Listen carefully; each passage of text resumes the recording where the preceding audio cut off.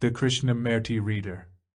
Krishnamurti is one of the greatest philosophers of the age. Few modern thinkers have integrated psychology, philosophy, and religion so seamlessly as Krishnamurti. His Holiness the Dalai Lama. Jiddu Krishnamurti was renowned for the penetrating insight and immediacy of his spiritual teaching. Radical in his day for seeking truth beyond the boundaries of religion, ideology, or tradition, he declared that truth is a pathless land, and you cannot approach it by any path whatsoever.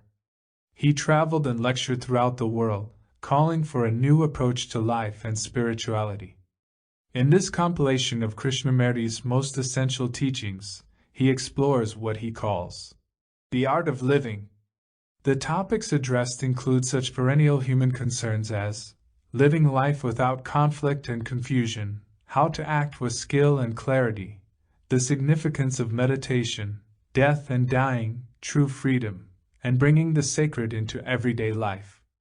These timeless teachings guide us to live our lives simply, intelligently, and with great love, free from the bonds of sorrow and fear.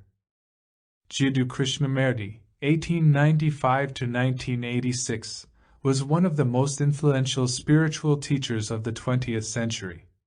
He traveled and lectured throughout the world until his death at the age of 90. His talks and works are preserved in more than 70 books. Contents: Life is what is happening this instant. What do we want? The full significance of death. Understand what love is. 3 arts in our daily life. Laying the foundation of meditation. The art of living. Be completely free of fear. All the senses highly awakened. Love, freedom, goodness, beauty are one. The benediction of meditation. Life becomes an extraordinary thing. The art of dying. Seeing is the only truth. Life without a shadow of control. Is there something sacred? That which is timeless. Editor's introduction. The art of living. Do we sometimes feel that we waste our lives, that they are without meaning, full of conflict and confusion around us and within us? In this collection, comprised mostly of unpublished talks given in California, England, and Switzerland, Krishnamurti considers these feelings and suggests that there is a way of living daily life that is entirely different from what it normally is. A way of living without any control, without any conflict, yet without conformity. He says that life can have great beauty and significance if there is clear observation of what is actually happening in our actions and reactions, in our relationships. Human beings have tremendous capacity, but we are conditioned to solve problems.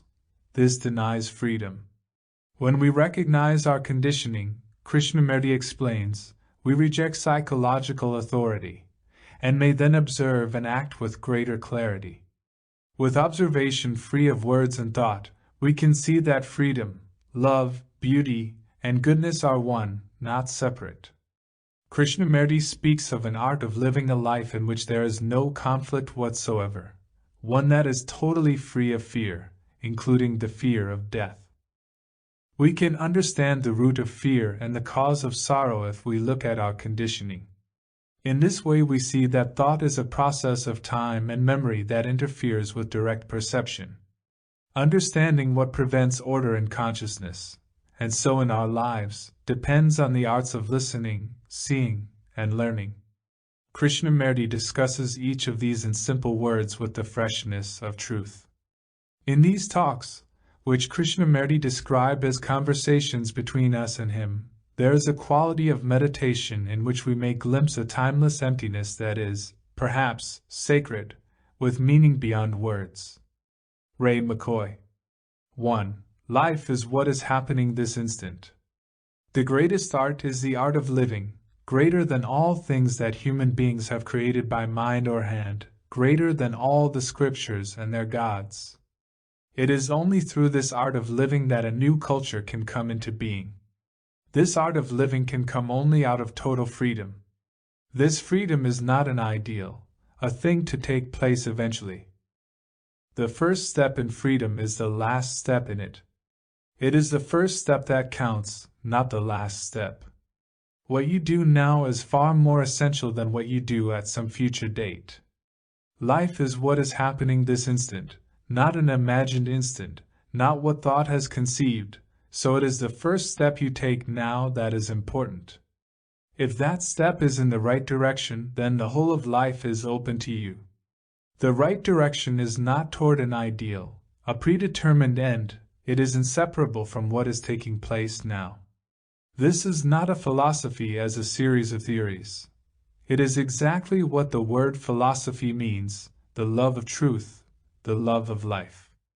It is not something that you go to a university to learn.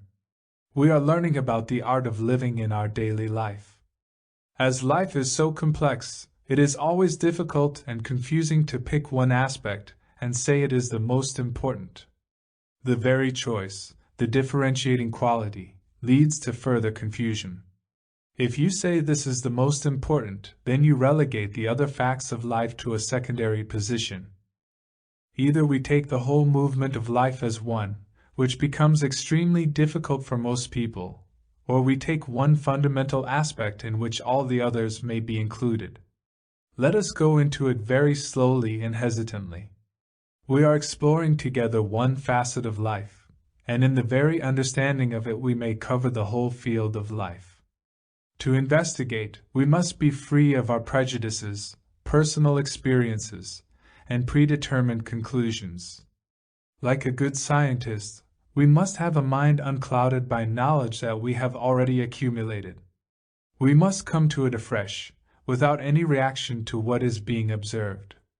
This is absolutely necessary, otherwise investigation is colored by our own fears, hopes, and pleasures. The very urge to investigate, and the intensity of it, frees the mind from its coloring. One of the most important things is the art of living. Is there a way of living our daily life that is entirely different from what it normally is? Is there a way of living without any control, without any conflict, without a disciplinary conformity? I can find out only when my whole mind is facing exactly what is happening now. This means I can find out what it means to live without conflict only when what is happening now can be observed. This observation is not an intellectual or emotional affair but acute, clear, sharp perception in which there is no duality, no opposition or contradiction in what is going on. Duality arises only when there is an escape from what is. This escape creates the opposite, and so conflict arises. There is only the actual and nothing else. Associations and reactions to what is happening are the conditioning of the mind. This conditioning prevents the observation of what is taking place now. What is taking place now is free of time. Time is the evolution of our conditioning. It is humanity's inheritance, the burden that has no beginning. When there is this passionate observation of what is going on, that which is being observed dissolves into nothingness. An observation of anger that is taking place now reveals the whole nature and structure of violence. This insight is the ending of all violence. Anger has many stories behind it. It is not just a solitary event. It has a great many associations.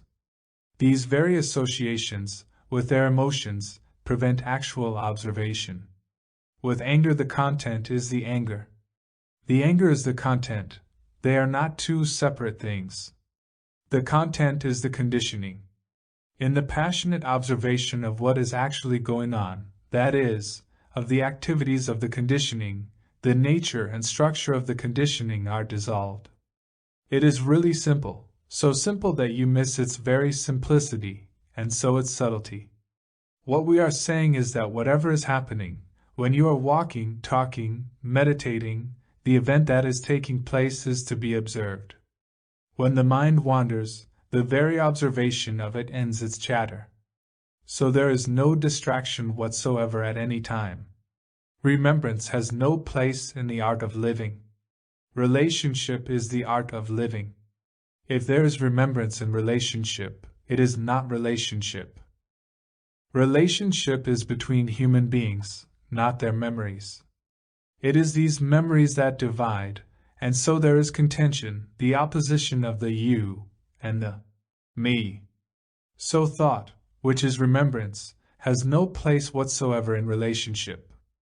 This is the art of living.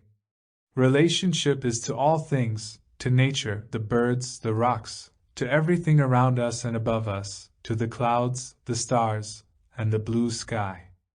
All existence is relationship. Without it you cannot live. Because we have corrupted relationship, we live in a society that is degenerating. The art of living can come into being only when thought does not contaminate love. 2. What do we want? I wonder if you have ever considered how we waste our life, how we dissipate our energies, how intellectually we are second-hand people. There is nothing but routine, boredom, loneliness, suffering, either physiologically or psychologically. Our life, as it is lived now, unfortunately has no meaning whatsoever, except to earn a livelihood, which is obviously necessary. Besides that, our whole life is fragmented, broken up, and a mind that is broken up, fragmented, is a corrupt mind. The word corrupt means broken up. What is it that we want? What is it that we have achieved? What is it that we have become? For most of us, life is travail, strife. In this particular society, to be successful in it is to make money. We are either seeking power, position, prestige, or living a bourgeois, narrow, shallow, empty life, filled with all kinds of opinions, judgments, beliefs. All that seems such a wasteful life. We are never happy except in the pursuit of pleasure, from which we derive a certain sense of enjoyment, a certain sense of gratification, satisfaction. But when you examine a little more deeply into yourself, apart from what you have learned from books, and from the reactions of the country in which you live, don't you find that there is absolutely nothing inward except what you have put into it? What you have put into it is the fabrication of thought. And thought does not bring about the total action of a human being. It is only a partial, fragmentary action. Realizing that our life, as it is empty, rather shallow, and sorrowful, we escape into various pursuits of pleasure, religious pleasure or so-called worldly pleasure, seeking money, greater enjoyment, greater pleasures, buying more things, maintaining a society of consumerism and ultimately ending in the grave. That is our life, and there is nothing sacred, there is nothing really religious. Life is dreadfully serious, and it is only those who are really deeply serious who live. Those who are flippant seek the entertainment of the gurus or the priests, or the intellectual philosophers, and they become our life through words without substance, descriptions without the described. So one asks, what is the place of thought in our life? All our civilization, our culture, is based on thought. Religions are the product of thought, behavior, conduct, the business world, relationship, the accumulation of armaments, the army, the navy, the air force are all based on thought. Whether the thought is reasonable or unreasonable, logical or illogical, sane or neurotic, our action is based on thought as an idea, thought as an ideal. We are all terribly idealistic, most unfortunately. The ideal is not what is. The ideal is something invented by thought as a means to overcome what is. There is division between that ideal and what is, and so, conflict. I hope you are not merely hearing a series of words but actually observing the whole movement of your own mind so that we can establish a relationship, a communication in which we understand what we are talking about, without agreement or disagreement, but merely observing what actually is. One must go into what thought is and what thinking is. You know, it is one of the most extraordinary things that the whole of Asia considers thought to be the child of a barren woman.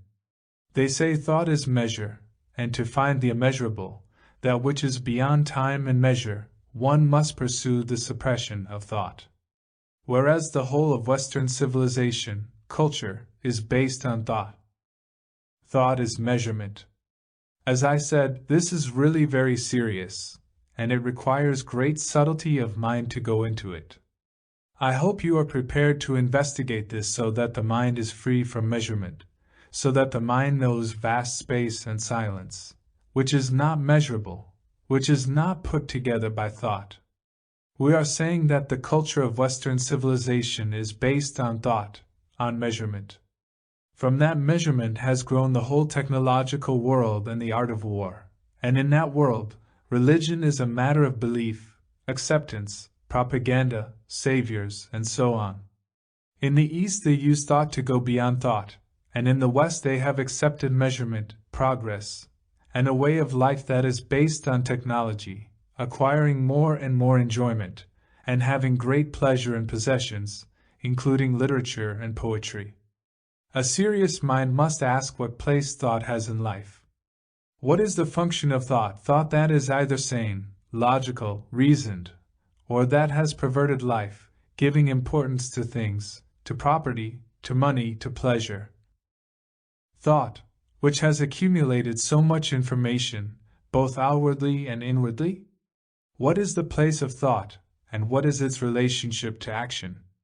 Because life is action, relationship is movement in action. Is there an action in life that is not bound by time and thought and measure? To live is to act. Whatever we do is action, and if that action is bound by the past through the present to the future, then action is never liberating, then action is always fragmentary. And such action is corruption. So what is action, and what is its relationship to thought? Thought is the response of memory, as knowledge and experience stored in the brain. You don't have to read neurological or scientific books, you can observe it in yourself if you are deeply interested in it. Without memory you cannot act, you cannot remember words, you then become in a state of amnesia, complete confusion. And thought responds to any challenge according to its conditioning. If you are a Christian or a Hindu or a Buddhist or a communist or a capitalist, your mind is conditioned in that, and you act according to that conditioning. That conditioning is the memory, the experience, the knowledge of that particular culture or society in which you live. That is fairly obvious, isn't it? So thought and action is separative, fragmentary, and brings about conflict. We must understand this, because we are trying to find a way of life in which there is no conflict whatsoever, a way of life in which there is no sorrow, a way of life that is total, complete, whole, harmonious, sane. And thought may be one of the factors that brings about fragmentation and therefore corruption. Therefore one must find out what the function of thought is and what place thought has in human relationship. One can see very clearly that thought in the field of technology is essential. In the field of knowledge, thought can function logically, sanely, objectively, efficiently. But that efficiency, sanity, objectivity becomes polluted when thought seeks status through technology. When the mind seeks status through technological function, then inevitably there must be conflict, and therefore corruption. That is obvious. But your conditioning is so strong that you will pursue status in spite of logical, sane, rational thinking. You will pursue status, and therefore continue with conflict, and therefore corruption. Corruption is not merely taking money from another, or doing ugly things. The deep cause of corruption is when thought breaks up action into fragments: intellectual action, emotional action, physical action, or ideological action. So, is there an action in human relationship that is not fragmentary but whole? Is there an action that is not controlled by thought or by measurement, or by the past? Action is also when you say a word, when you make a gesture of contempt or of welcome. Action may be going from here to there. There is action according to a formula, action according to an opinion, action according to an idea, an ideal, or action based on some neurotic or rational belief. It is either acting according to a past pattern, or acting according to a future abstraction. The most fundamental thing in life is relationship. Behavior, virtue, conduct, and society are born from relationship. And thought is measurement, conformity, acting according to a particular conclusion, from knowledge that is always in the past. What place has thought in human relationship? Or has it no place at all? If it has a place in human relationship, then thought limits, controls relationship, and therefore in that relationship there is fragmentation and hence conflict. There are two principles on which our life is based, pleasure and fear. Please observe it in yourself. Pleasure has become tremendously important in life. There are various forms of pleasure: sexual pleasure, intellectual pleasure, the pleasure of possession, the pleasure of money, the pleasure of power, prestige, the pleasure of self-importance, the pleasure that you derive when the me, the ego, asserts itself through domination and so on, or accepts tyranny as a means of achievement. And in relationship, pleasure takes the form of dependency. You depend on another psychologically in relationship. Where there is dependence, there must be fear of losing, and therefore greater attachment. The pursuit of pleasure sexually is fairly obvious. Most extraordinarily, this pleasure has become the most important thing in life. There is the pleasure of dependence, depending on another psychologically because in oneself one is frightened of being alone, is lonely, desperate, not having love or not being loved, and so on. So there is the pursuit of pleasure, and the constant avoidance of fear. And thought sustains both. You think about the pleasure that you have had yesterday, and you hope to have it again today.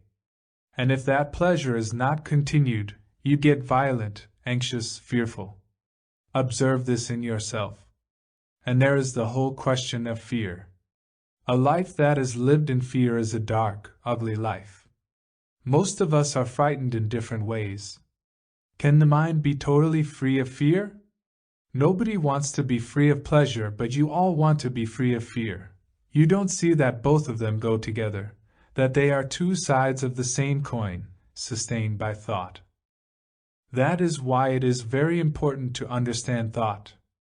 You know we have fears: fear of death, fear of life, fear of darkness, fear of our neighbor, fear of ourself, fear of losing a job, and the deeper unconscious layers of fear hidden in the deep recesses of our own mind. There is insecurity, and so, seeking security. Is it possible for the mind to be free of fear totally? So the mind is really free to enjoy life, not to pursue pleasure but to enjoy life? It is not possible to enjoy life as long as fear exists. Will analysis dispel fear? Or is analysis a form of paralyzing the mind not to have freedom from fear? See the implication of it. You are used to analysis. That is one of the intellectual forms of entertainment. In analysis, there is the analyzer and the analyzed, whether the analyzer is a professional or you. When there is analysis, there is division between the analyzer and the analyzed, and hence conflict. And in analysis you need time. You take days, years, and that gives you an opportunity to postpone action. You can analyze the whole problem of violence indefinitely, seeking its cause, hearing the explanations of different professionals about what the causes of violence are, reading volumes about the causes of violence, and analyzing them. All that takes time, and in the meantime you can enjoy your violence. Analysis implies division and postponement of action, and therefore analysis brings more conflict, not less. Analysis implies time. A mind that observes the truth of this is free of analysis, and therefore is capable of directly dealing with violence, which is what is. If you observe totally, without analysis, violence in yourself, violence brought about through fear, through insecurity, through the sense of loneliness, dependency, through the cutting off of your pleasures, and so on, then you have all the energy that has been dissipated through analysis to go beyond what is. Can the deep-rooted fears given to us by the society in which we live, inherited from the past, all be exposed so that the mind is completely free of this terrible thing called fear? Can one observe the totality of fear, or only the branches of fear, not the very root of fear, the cause of fear? Can the mind observe, see, be aware of, give total attention to fear, whether it is hidden, put away deeply in the recesses of one's own mind, or seen in the outward expressions of daily fears, like the fear of the pain of yesterday coming back again today or tomorrow? The fear of losing a job, the fear of being insecure outwardly as well as inwardly, the ultimate fear of death. There are so many forms of fear. Should we cut away each branch or come to grips with the totality of fear? Is the mind capable of observing fear totally? We are used to dealing with fear in fragments. I am afraid of this or that. I am afraid of losing a job, or afraid of my wife, or my husband. I am concerned with fragments, and not with the totality of fear. To observe the totality of fear is to give complete attention when any fear arises. You know, we look at anger or jealousy, envy, fear, or pleasure as an observer wanting to get rid of it. There is always an observer, a seer, a thinker, so we look at fear as though we were outside looking in. Now, can you observe fear without the observer? The observer is the past. The observer recognizes the reaction that it calls fear in terms of the past, and names it as fear. The observer is always looking from the past at the present, and so there is a division between the observer and the observed. Can you observe fear without the reaction to that as the past, which is the observer? Look, I have met you in the past, and you have insulted me, flattered me. You have done a great many things for me and against me. All that is the accumulated memory that is the past. The past is the observer, is the thinker, and when he or she looks at you, he or she is looking with the eyes of the past and does not look at you afresh. So the observer never sees you properly, he or she only sees you with the eyes that have already been corrupted, that have already been dulled. So can you observe fear without the past? That means not to name the fear, not to use the word fear at all, but just to observe. That totality of attention is possible only when there is no observer, which is the past.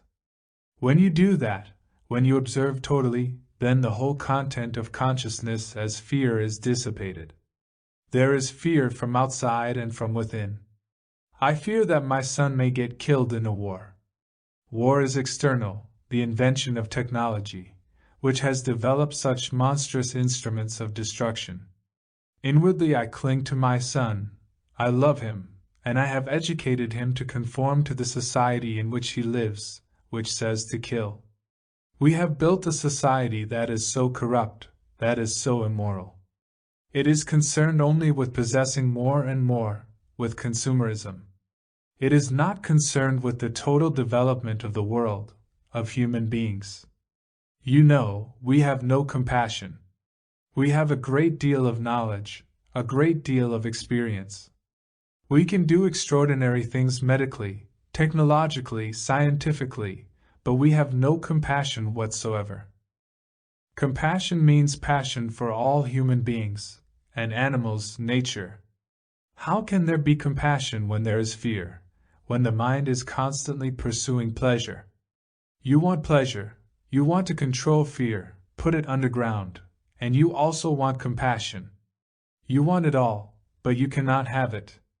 You can have compassion only when fear is not. And that is why it is so important to understand fear in our relationship. That fear can be totally uprooted when you can observe the reaction without naming it. The very naming of it is the projection of the past. So thought sustains and pursues pleasure, and thought also gives strength to fear. I am afraid of what might happen tomorrow. I am afraid of losing a job. I am afraid of time as death. So thought is responsible for fear. And we live in thought. Our daily activity is based on thought. What place has thought in human relationship? You have insulted me. That leaves a memory, that leaves a mark as memory in my mind, and I look at you with that memory. Or if you flatter me, I look at you with that memory. So I have never looked at you without the eyes of the past. So it is very important to understand what place thought has in relationship. If it has a place, then relationship is daily routine, mechanical, with meaningless pleasure and fear. Then one comes to the question, what is love? Is it the product of thought? Unfortunately, it has been made the product of thought. We love God and love man and destroy nature. One must go into this question deeply to find out for oneself what love is, because without that quality of compassion, we will always suffer. And to come upon it, for the mind to have that deep compassion, one must understand suffering, for passion is the outcome of suffering. The root meaning of the word passion is sorrow, suffering, and most of us escape from suffering. It is not that we must accept physical and psychological suffering. That is silly. But is thought the movement of suffering? Or is suffering something entirely different from thought? It is immensely important to understand the machinery of thinking, not verbally understand it but actually observe in ourselves what thinking is, and see what its relationship is to our daily life. 3. The full significance of death. The average person wastes his life. He has a great deal of energy, but he wastes it. He spends his days in the office, or in digging the garden, or as a lawyer, or he leads the life of a sannyasin. The life of an average person seems, at the end, utterly meaningless, without significance. When he looks back, when he is 50, 80, or 90, he asks what he has done with his life. Life has a most extraordinary significance, with its great beauty, its great suffering and anxiety. At the end of it all, what have we done with life? Money, sex, the constant conflict of existence, the weariness, the travail, unhappiness, and frustrations are all we have, with perhaps occasional joy, or perhaps you love someone completely, wholly, without any sense of self. There seems to be so little justice in the world. Philosophers have talked a great deal about justice. The social workers talk about justice. The average person wants justice. But is there justice in life at all? One is clever, well-placed, with a good mind, and is good-looking, having everything he or she wants. Another has nothing. One is well-educated, sophisticated, free to do what he or she wants. Another is a cripple, poor in mind and in heart. One is capable of writing and speaking, and is a good human being. Another is not. One is fair, another is dark. One is bright, aware, sensitive, full of feeling, loving a beautiful sunset, the glory of the moon, the astonishing light on the water. One sees all that, and another does not. One is reasonable, sane, healthy, and another is not. So one asks seriously, is there justice in the world at all? Can human beings ever have justice? When one looks around, life seems so empty and meaningless for most people. Before the law all are supposedly equal, but some are more equal than others who have not sufficient money to employ good lawyers. Some are born high, others low. This has been the problem of philosophy, the love of truth, love of life. But perhaps truth is in life, not in books, not in ideas, not separate from life. Perhaps truth is where we are and in how we live. As we observe all this in the world, there is apparently very little justice. So where is justice then? It appears that there is justice only when there is compassion. Compassion is the ending of suffering. Compassion is not born out of any religion or from belonging to any cult. You cannot have your superstitions and invented gods and become compassionate. To have compassion there must be complete and total freedom from all conditioning. Is such freedom possible? The human brain has been conditioned over millions of years. That is a fact. And it seems that the more knowledge we acquire about all the things of the earth and heavens, the more we get bogged down. When there is compassion, then with it there is intelligence, and that intelligence has the vision of justice. We have invented the ideas of karma and reincarnation, and we think that by inventing those ideas, those systems about something that is to happen in the future, we have solved the problem of justice. Justice begins only when the mind is very clear and when there is compassion. Our brains are very complex instruments. Your brain, or my brain, is of the brain of humanity. It has not just developed from when we were born until now. It has evolved through endless time and conditions our consciousness. That consciousness is not personal, it is the ground on which all human beings stand. When you observe this consciousness with all its content of beliefs, dogmas, concepts, fears, pleasures, agonies, loneliness, depression, and despair, it is not your individual consciousness. It is not that the individual holds this consciousness. We are deeply conditioned to think that we are separate individuals, but it is not your brain or mine. We are not separate. Our brains are so conditioned through education, through religion, to think we are separate entities with separate souls and so on. We are not individuals at all. We are the result of thousands of years of human experience, human endeavor and struggle. So, we are conditioned, therefore we are never free. As long as we live with or by a concept, a conclusion, with certain ideas or ideals, our brains are not free and therefore there is no compassion. Where there is freedom from all conditioning, which is freedom from being a Hindu, a Christian, a Muslim, or a Buddhist, freedom from being caught up in specialization, though specialization has its place, freedom from giving one's life entirely to money, then there can be compassion. As long as the brain is conditioned, as it is now, there is no freedom for humanity. There is no ascent through knowledge, as some philosophers and biologists are saying. Knowledge is necessary to drive a car, to do business, to go somewhere, to bring about technological development, and so on.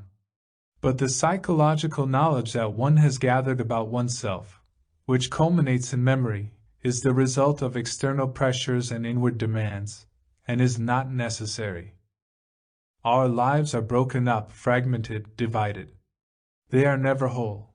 We never have holistic observation. We observe from a particular point of view. We are in ourselves broken up so that our lives are in contradiction in themselves. Therefore there is constant conflict. We never look at life as a whole, complete and indivisible. The word whole means to be healthy, to be sane. It also means holy. That word has great significance. It is not that the various fragmented parts become integrated in our human consciousness. We are always trying to integrate various contradictions. But is it possible to look at life as a whole, to see the suffering, the pleasure, the pain, the tremendous anxiety, the loneliness, going to the office, having a house, sex, having children, as though they were not separate activities, but a holistic movement, a unitary action? Is that possible at all?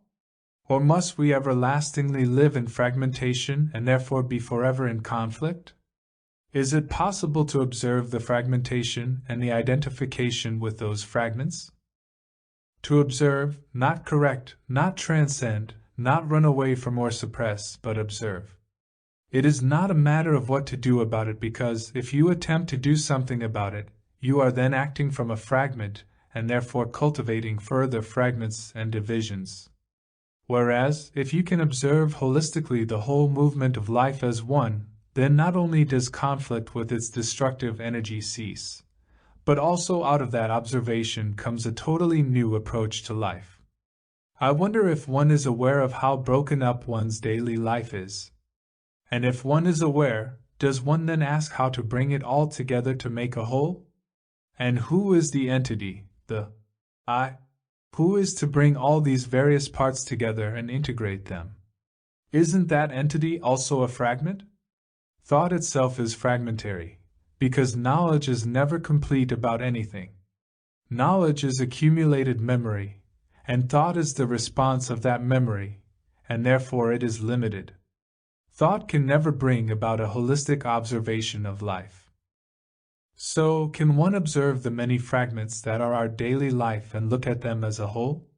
One is a professor, or a teacher, or a householder, or a sannyasin who has renounced the world. Those are fragmented ways of living a daily life. Can one observe the whole movement of one's fragmented life with its separate and separative motives?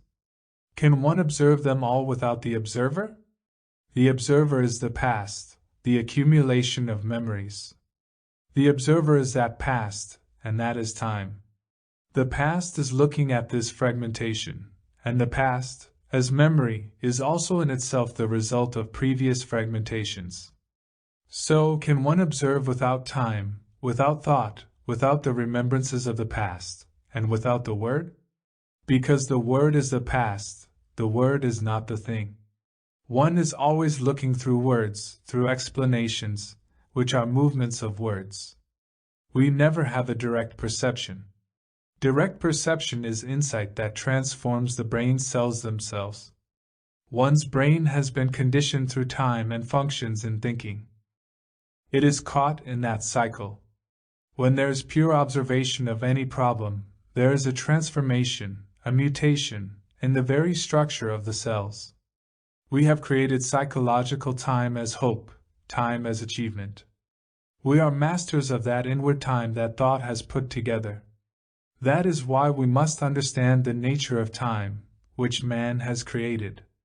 Why have human beings, psychologically, inwardly, created time, time when one will be good, time when one will be free of violence, time to achieve enlightenment, time to achieve some exalted state of mind, time as meditation? When one functions within the realm of that time, one is bringing about a contradiction and hence conflict. Psychological time is conflict. It is really a great discovery if one realizes the truth that one is the past, the present, and the future, which is time as psychological knowledge. This creates a division in our consciousness between our living and the distant time that is death. That is, one is living with all one's problems, and death is something to be avoided, postponed, put at a great distance. That is another fragmentation in one's life. To observe holistically the whole movement of life is to live both the living and the dying. But one clings to life and avoids death. One does not even talk about it. So not only has one fragmented one's life, superficially, physically, but also one has separated oneself from death. What is death? Is it not part of one's life? One may be frightened. One may want to avoid death and to prolong living, but always at the end of it there is death.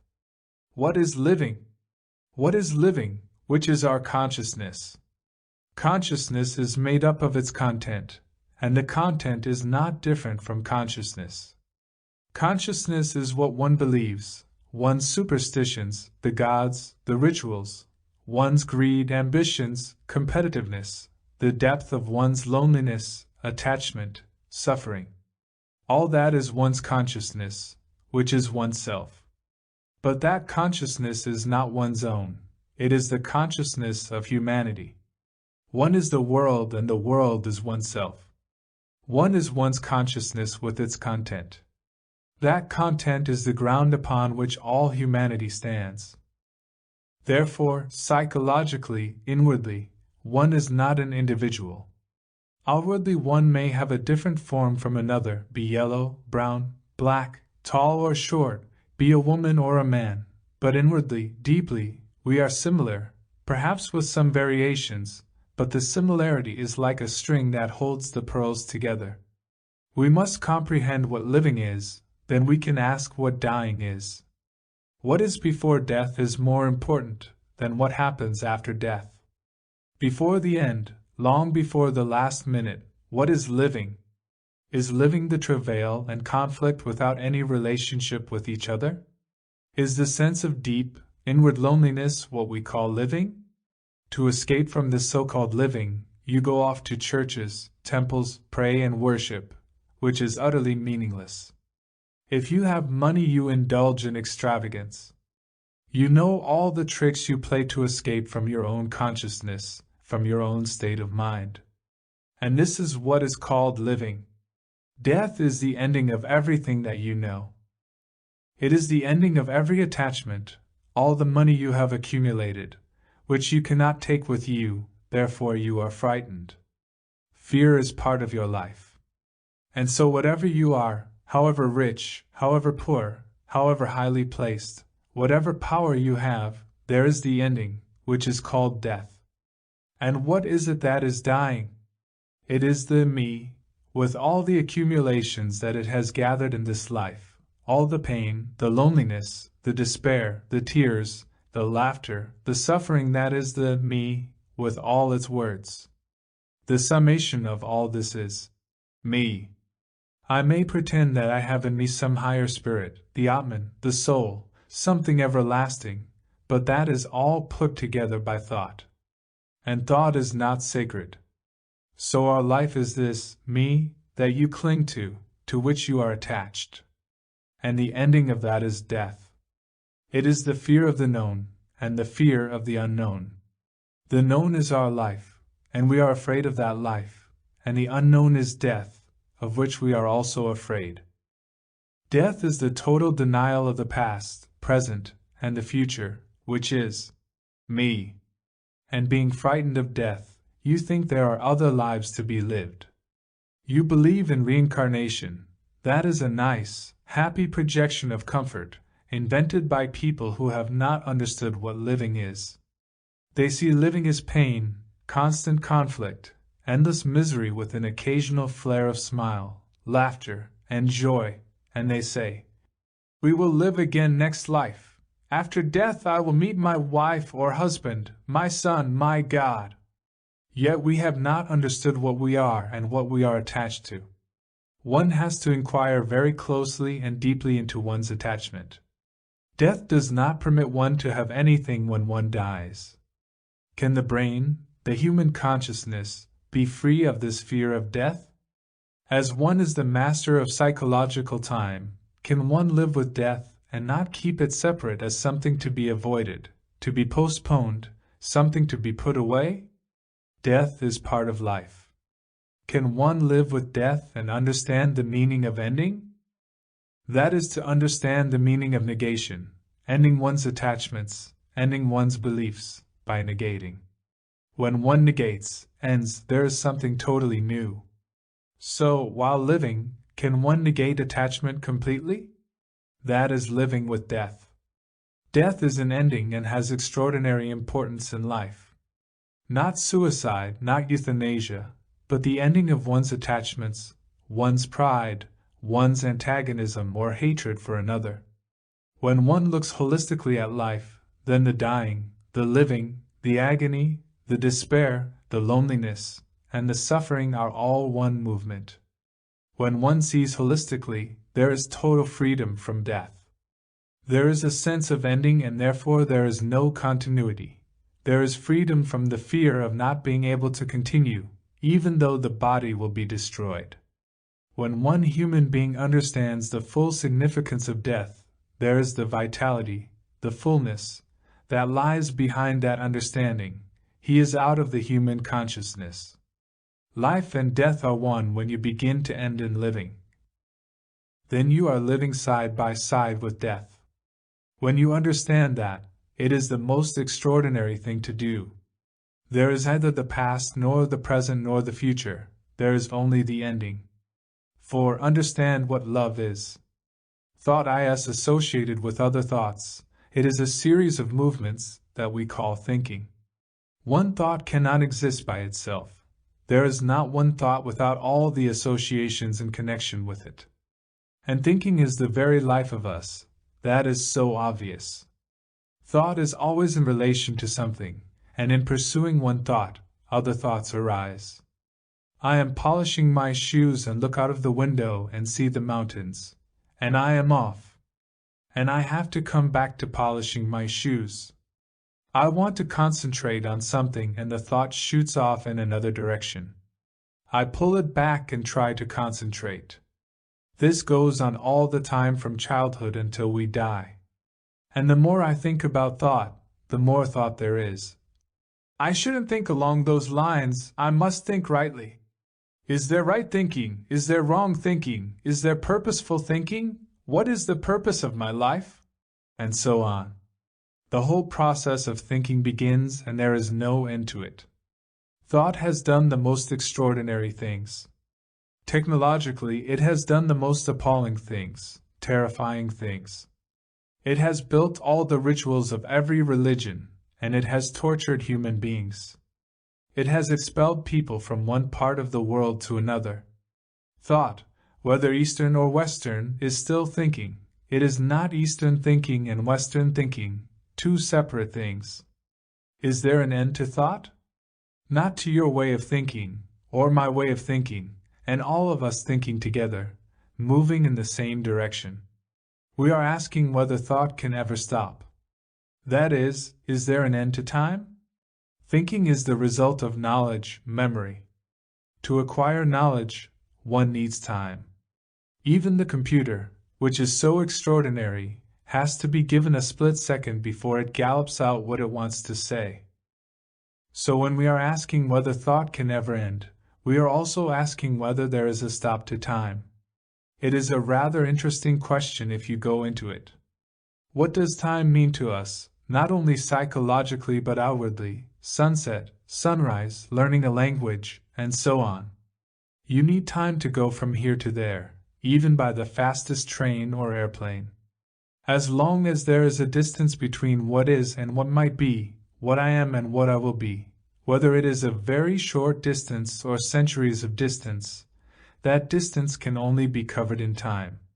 So time implies evolution. You plant the seed in the earth. It takes a whole season to mature, grow, or 1,000 years to become a full tree. Everything that grows or becomes needs time. Everything. So time and thought are not two separate movements. They are one solid movement. We are asking whether thought and time have an end, a stop. How will you find out? This has been one of the problems confronting the human being from the beginning.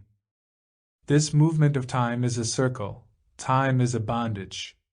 Hope involves time.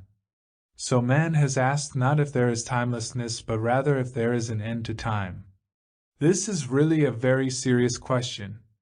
We are not inquiring into the timeless. We are asking whether time, which is thought, has a stop. Now, how will you discover that? Through analysis? Through so-called intuition? That word, intuition, which has been used so much, may be most dangerous. It may be our hidden desire. It may be our deeply rooted motive of which we are not aware. It may be the prompting of our tendency, our own idiosyncrasy, our own particular accumulation of knowledge. We are asking, if you put all that aside, has time a stop? How will you find out? You, not anybody else, because what others say has no importance. We have to inquire very deeply into the nature of time just as we went very deeply into the nature of thinking. Can all that come to an end? Is it a gradual process? If it is a gradual process, the very gradualness is time, so the ending cannot be gradual. It cannot be. Eventually. It cannot be next weekend or tomorrow, or a few minutes later. It cannot be the next second either. All that allows time. If one really grasps all this, deeply comprehends the nature of thought, the nature of time, discipline, the art of living, if one does not cover it up by all kinds of movements but stays with it quietly, then there is a glimpse of its nature, an insight into it that is not related to memory, to anything. Find out. The speaker can easily say there is an ending. That would be too childish. Unless we actually investigate, experiment, push it, go into it deeply, we cannot come upon a strange sense of timelessness. How can our limited brain grasp the unlimited? It cannot, because it is limited.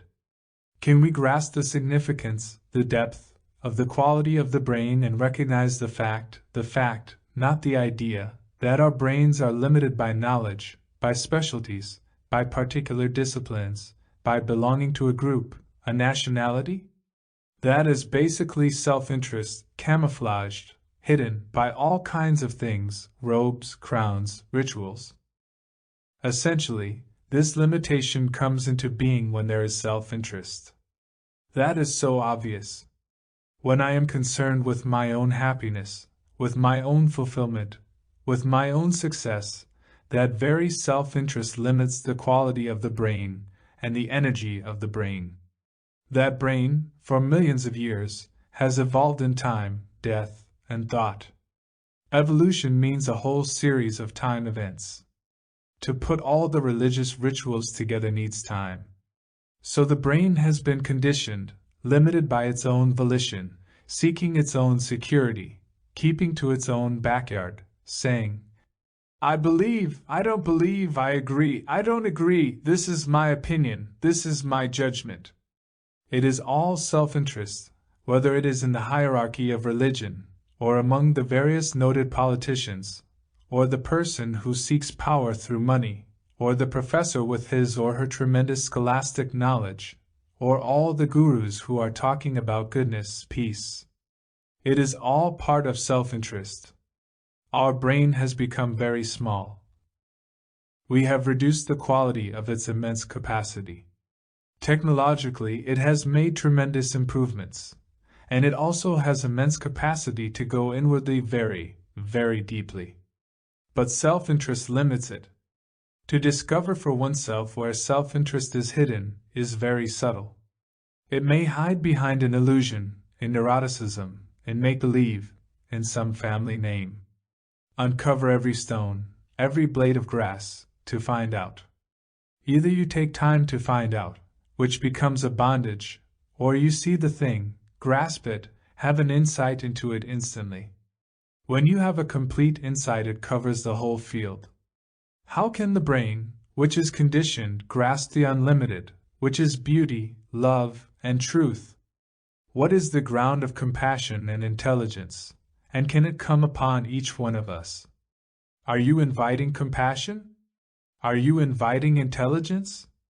Are you inviting beauty, love, and truth? Are you trying to grasp it? I am asking you. Are you trying to grasp the quality of intelligence, compassion, the immense sense of beauty, the perfume of love, and that truth that has no path to it? Is that what you are grasping, wanting to find out the ground upon which it dwells? Can the limited brain grasp this? You cannot possibly grasp it, hold it, though you do all kinds of meditation, fast, torture yourself, become terribly austere, have only one piece of clothing. The rich cannot come to the truth, either can the poor, nor the people who have taken a vow of celibacy, of silence, of austerity. All that is determined by thought, put together sequentially by thought. It is all the cultivation of deliberate thought, of deliberate intent. As the brain is limited, do whatever you will, sit cross-legged in the lotus posture, go off into a trance, meditate, stand on your head, or on one leg, whatever you do, you will never come upon it. Compassion does not come. Therefore one must understand what love is. Love is not sensation. Love is not pleasure, desire, fulfillment. Love is not jealousy, hatred. Love has sympathy, generosity, and tact, but these qualities are not love. To understand that, to come to that, requires a great sense and appreciation of beauty. Not the beauty of a woman or of a man, or a cinema star. Beauty is not in the mountain, in the skies, in the valleys, or in the flowing river. Beauty exists only where there is love. And beauty, love, is compassion. There is no ground for compassion. It does not stay at your convenience. That beauty, love, truth, is the highest form of intelligence. When there is that intelligence, there is action, clarity, a tremendous sense of dignity. It is something unimaginable. And that which is not to be imagined, or the unlimited, cannot be put into words. It can be described, philosophers have described it, but the philosophers who have described it are not that which they have described. To come upon this great sense, there must be the absence of the me, the ego, egocentric activity, the becoming. There must be a great silence in one. Silence means emptiness of everything. In that there is vast space. Where there is vast space there is immense energy, not self-interested energy, but unlimited energy. Death is the most extraordinary thing, putting an end to long continuity. In that continuity we hope to find security, because the brain can only function excellently when it is completely secure, secure from terrorism, secure in a belief, secure in knowledge, and so on. All that comes to an end when there is death. I may have hope for a next life and all that stuff, but death is really the ending of a long continuity. I have identified myself with that continuity. That continuity is me. And death says, "Sorry, old boy, that is the end." And you are not frightened of death, really not frightened, if you are living constantly with death, that is, constantly ending. Not continuing and ending, but ending every day that which you have gathered, that which you have memorized, that which you have experienced.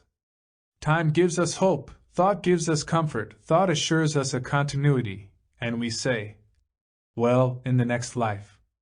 But if I do not end the silliness now, the stupidity, the illusions, they would be there in a next life, if there were a next life. Time, thought, give continuity, and we cling to that continuity, and therefore there is fear. And fear destroys love. Love, compassion, and death are not separate movements. Can we live with death, and can thought and time have a stop? They are all related. Do not separate time, thought, and death. It is all one thing. 5. 3 arts in our daily life. I think we ought to understand very clearly and simply the art of listening, the art of seeing, and the art of learning. The word art is generally applied to artists, those who paint, those who write poems, make sculpture, and so on. But the meaning of that word art is giving everything its right place, putting all our thoughts, feelings, anxieties, and so on, in their right place, giving the proper proportion to things, putting everything in harmony. We rarely listen to anybody. We are so full of our own conclusions, our own experiences, our own problems, our own judgments, that we have no space in which to listen. To listen is possible only when you put aside your particular opinion, your particular knowledge or problem, your conclusions. Then you are free to listen without interpreting, judging, evaluating. Actually, the art of listening is to listen with great care, with attention, with affection. If you are capable of such listening, then communication becomes very simple. There will be no misunderstanding. Communication implies to think together, to share the things that we are talking about together, to partake in the problem as two human beings. Living in a monstrous, corrupt world where everything is so ugly, brutal, violent, and meaningless, communication seems very important to me. In the art of listening one learns immediately, one sees the fact instantly. In the art of listening there is freedom, and in that freedom every nuance of a word has significance, and there is immediate comprehension. There is immediate insight and therefore immediate freedom to observe. There is also the art of seeing, to see things as they are, not as you wish to see them, to see things without any illusion, without any preconceived judgment or opinion, to see what actually is, not your conclusions about what is. Then there is the art of learning. Not memorizing, which becomes very mechanical. Our brains have already become extraordinarily mechanical. The art of learning implies freedom to observe, to listen without prejudice, without argumentation, without any emotional, romantic responses. If we actually, not intellectually, have these 3 arts in our daily life, putting everything in its right place, where it belongs, then we can live a really very quiet, harmonious life. So please learn now the art of listening. See with the attention of listening that thought is time, thought is measure, thought is a movement in time, which creates fear. If you do not make a conclusion of that statement, but actually listen with your heart, with your mind, with all your capacity, attention, and care, then you will see that fear has no place at all. The art of listening is the miracle. So listen, not thinking what to do about it. The art of listening is to be sensitive, to be alert, to be watchful, now. If you are doing that now, you will see that you will put thought in its right place. Then you will have an actual relationship with another, and therefore never have conflict with another. Our consciousness is our daily, everyday life. In that consciousness there is the desire for power, the many hurts that one has received from childhood. There is fear, pleasure, and the thing that we call love, which is not love. There are the innumerable beliefs that we have, belief in God or belief in no God, belief in socialism, belief in capitalism. Belief indicates a life that is based on make-believe, which has nothing to do with actuality. We are bringing order in consciousness, not by wanting order, not by making an effort to bring about order, but by listening, seeing, learning. To listen there must be no direction. To see there must be no distortion. And to learn, not to memorize, there must be freedom to observe and to watch. 6. Laying the foundation of meditation. I wonder often why we come together, listening to a speaker, half serious, curious, and not really wanting to change our life totally. We become rather mediocre, without a flair, without any quality of genius. I am using genius in the sense, not of any particular talent or particular gift, but of a mind that comprehends the totality of life, which is a vast, complex, contradictory, unhappy existence.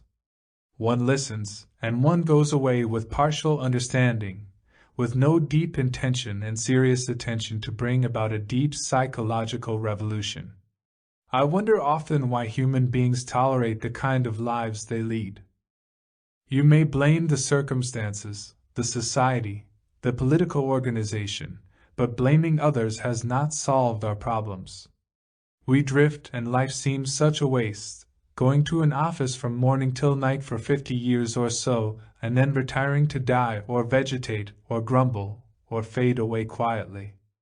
When one looks at one's own life with all its extraordinary beauty, the vastness of what we have achieved technologically, one wonders why there has been so little beauty in our life. I mean by that word not merely the appearance of beauty, the decoration of the outer, but that quality of great communication with nature. If one loses contact with nature, one loses relationship with other human beings. You may read poems if you are so inclined, you may read all the beautiful sonnets and hear the lyrical swing of a lovely poem, but imagination is not beauty. The appreciation of a cloud and the love of light in that cloud, and of a sheet of water along a dry road, or a bird perched on a single branch, all that enchantment we rarely see or appreciate or love because we are occupied with our own problems, with our own worries, with our peculiar ideas and fixations, and are never free. Beauty is this quality of freedom that is totally different from independence. When you hear all this, I wonder what you make of it. When we do not see a dog and love that dog, or a rock, or a stray cloud passing by, when we have not that sense of extraordinary communication with the world that brings about great beauty, we become small human beings, mediocre, wasting our extraordinary life and losing all the beauty and the depth of existence. We must get back to realities, but that is also real, extraordinarily real. The branch, the shadow, the light on a leaf, the fluttering parrot, is also actual, real, and when we understand the swaying palm tree and the whole feeling of life, then there is a great sense of depth to beauty. But I am afraid we are not interested in that. We listen and let it slip by. It may sound romantic, sentimental, but beauty is not romantic, not sentimental, nor emotional. It is something very, very solid, like a rock in the midst of a fast-flowing stream. We must investigate order, because our life is disorderly, confused, contradictory. We are talking very simply. Where there is contradiction, there is no order. Where there is confusion, conflict, there is no order, and our life, as we live it daily, is a mass of contradiction, confusion, conflict, and dishonesty. That is a fact.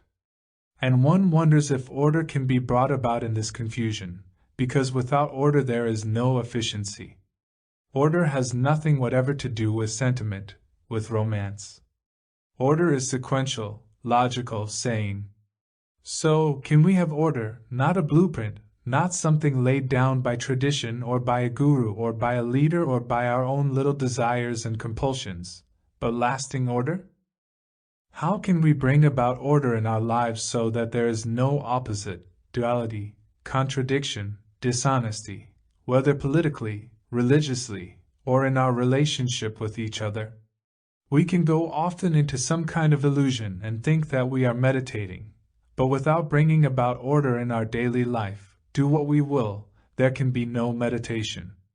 So we are laying the foundation of meditation. The first thing is to realize how disorderly our daily life is, to be aware. It is not how to bring order in disorder, but to understand the nature of disorder. When I understand the nature of disorder, then out of that comprehension, out of that obvious fact, comes the beauty of order that is not imposed or disciplined or suppressed or from conformity. Out of the very investigating of disorder, order comes naturally. Now let's do it.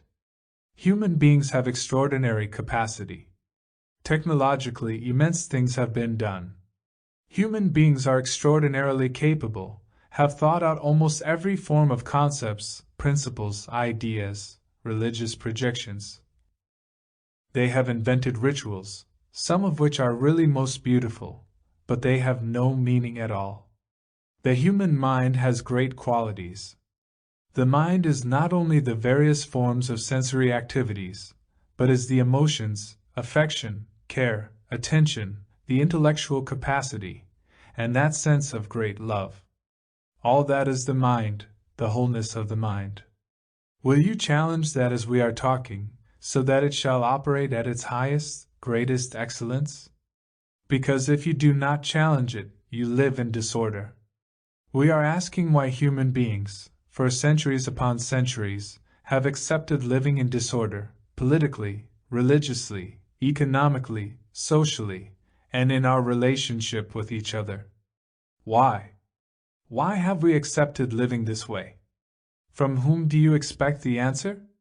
A challenge implies that you respond with your highest capacity.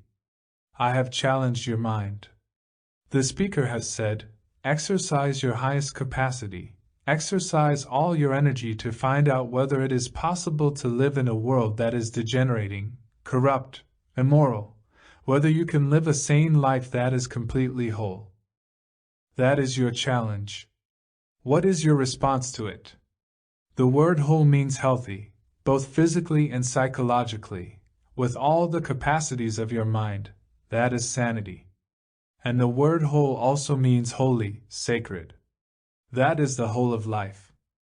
Are you as a human being aware of the total disorder and the degenerating process going on in the world around you and in yourself? Aware in the sense of observing what is actually taking place.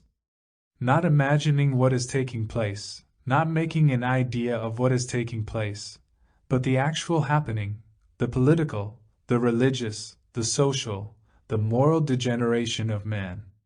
No institution, no guru, no higher principles are going to stop this degradation.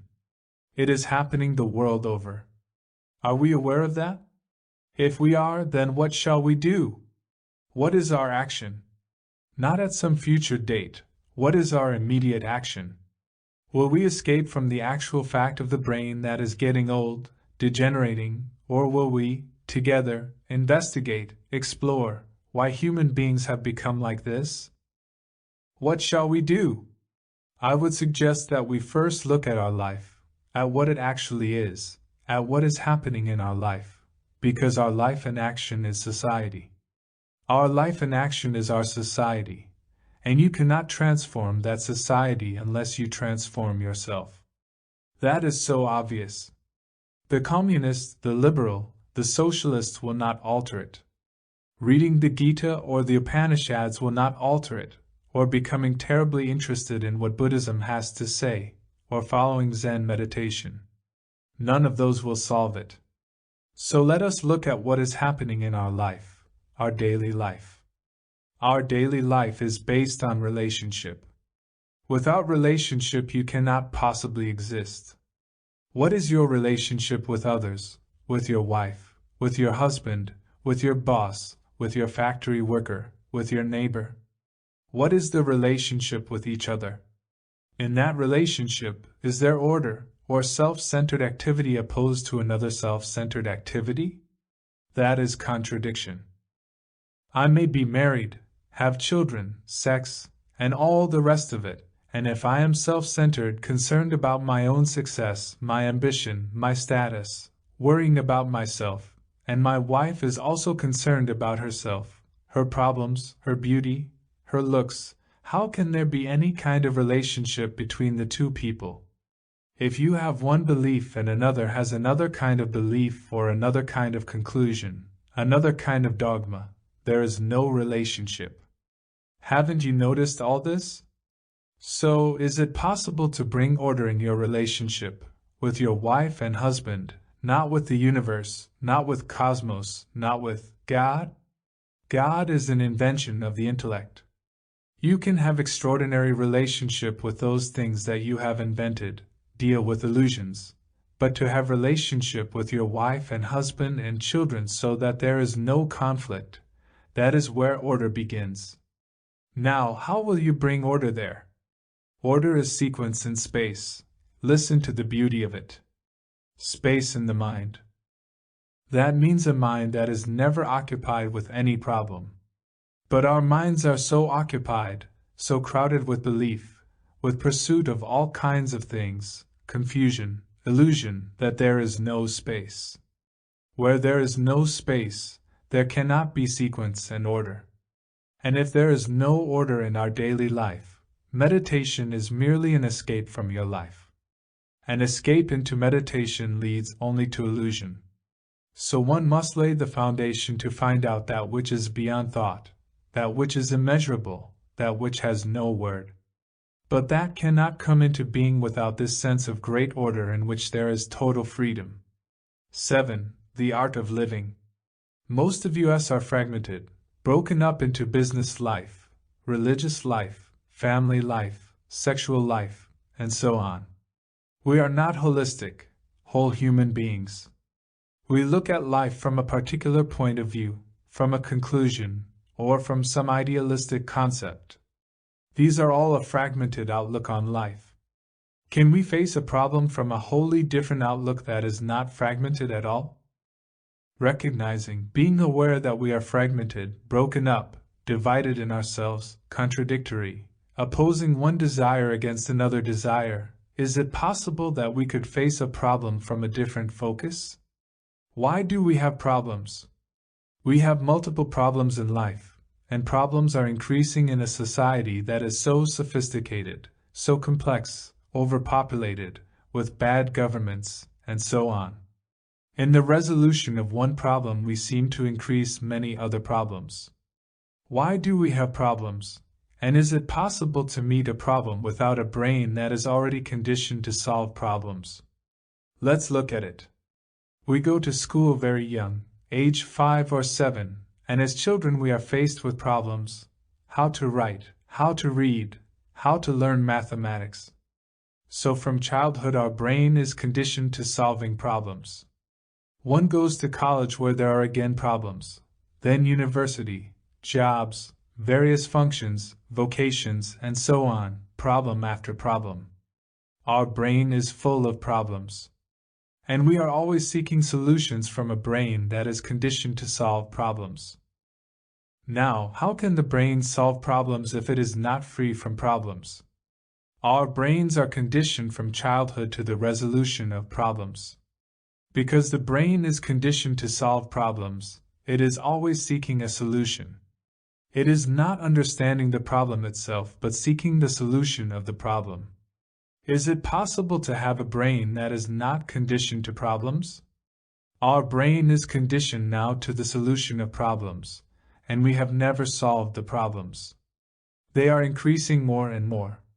Why? Is it because a conditioned brain, which is embedded in problems, can never solve problems?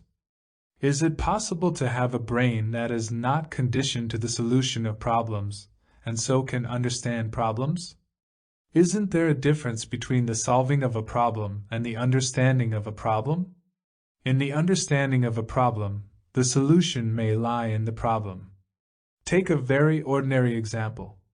We have never stopped wars. Human beings have had wars since they came on this earth. We have never solved the problem of war. We decided to reorganize how to kill man better, and this is called progress. This is not a joke. We move from organization to organization. First we had the League of Nations, and now we have the United Nations, but wars go on. We move from one organization to another, hoping thereby to solve problems. And we multiply problems and never stop wars. The cause of wars is nationalism, economic division, local division. Linguistic, racial, religious, economic, and cultural divisions divide us. We are all human beings, we all suffer, we all have pain and anxiety, boredom, loneliness, despair.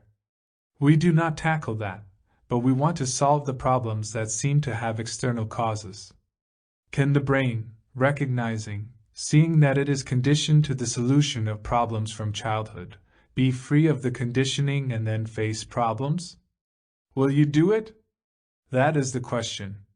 Can we be conscious, be aware that our brain, that we as human beings, from the beginning of life, are always struggling with problems and trying to find the right answer to them?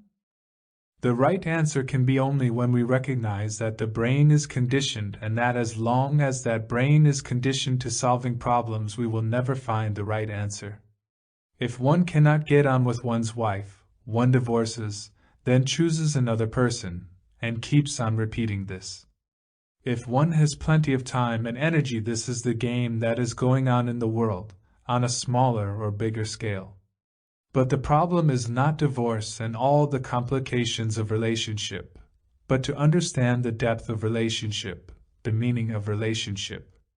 Relationship, as we pointed out, is one of the most important things in life, not the emotional expressions of it, the tantrums, the neuroticism of relationship, but depth in relationship. And we never ask about that. We want to solve the problem of relationship, and so we never solve it. The psychiatrists, psychotherapists, and so on, are multiplying in the world like mushrooms.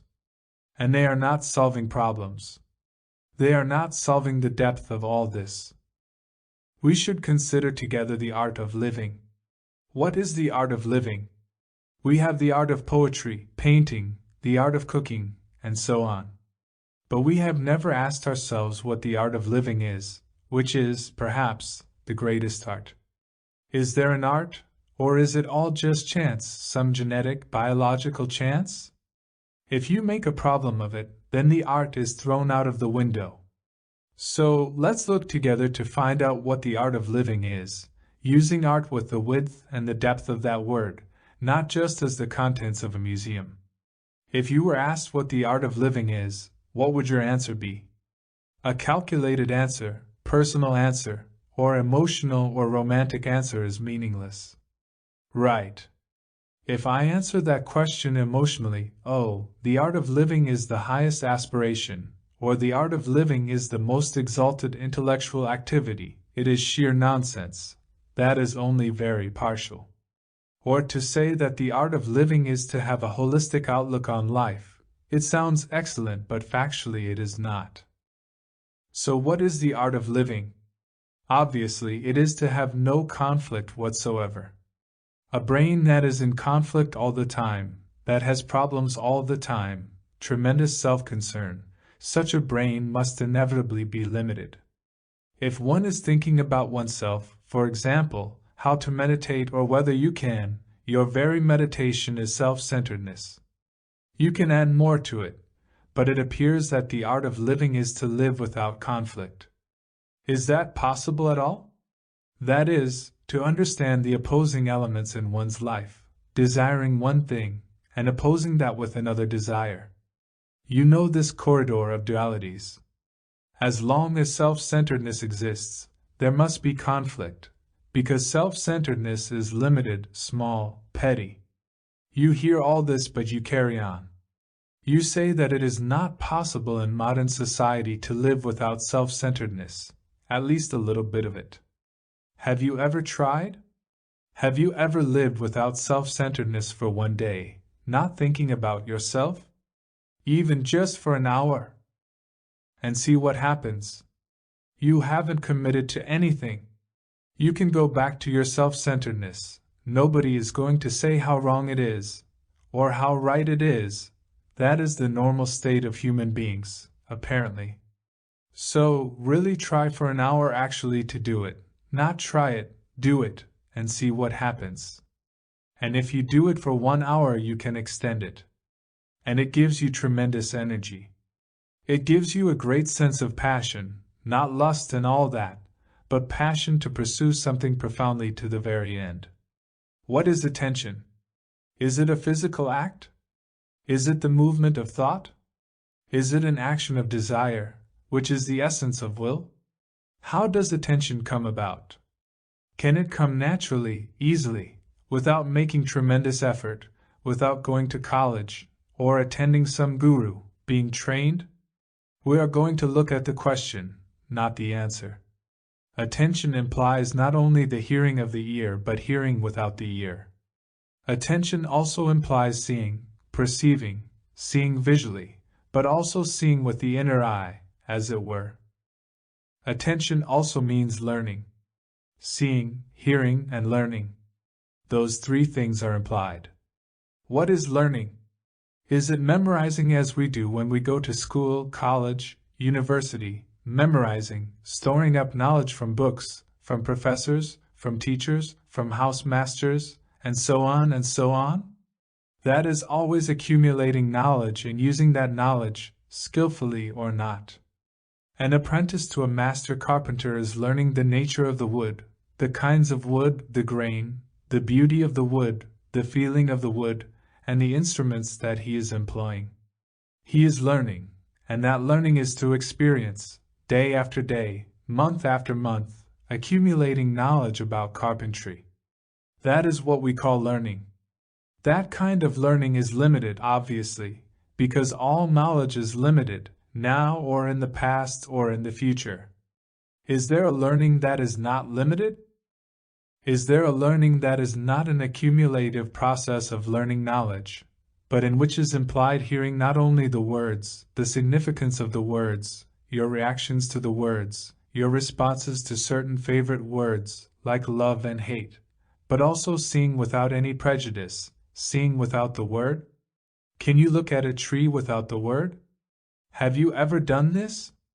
That means seeing without direction, without motive, without any network of thought blocking the seeing. Learning is a limitless process. Attention implies all that. And the beginning of it is to be aware. Are we aware of our surroundings as we sit here, looking at it all without a single word? To be aware. But in awareness you begin to choose. I like that blue shirt better than what I am wearing. I like the way your hair is done, better than mine. You are always comparing, judging, evaluating, which is choice. Can we be aware without choice? Will you do it? If we are doing this, then we begin to discover that awareness is entirely different from concentration. Concentration implies focusing all thought on a particular subject, on a particular page, on a particular word, which implies cutting off all other thoughts, building resistance to every other thought, which then becomes narrow, limited. So concentration is limited. But you have to concentrate when you are doing something. When you are washing dishes, you have to wash them very carefully. Use the right kind of soap, the right kind of water. You know all this. Awareness without choice, which means without concentration, is to be aware without judging, evaluating, condemning, comparing, and from that move. That is attention, which is natural.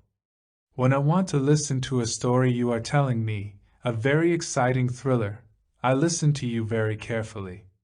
When you are telling me something very, very serious, I am so eager, so attentive to understand what you are saying that I pay attention. I understand what I am thinking about, that is irrelevant, but I am tremendously concerned with what you are saying.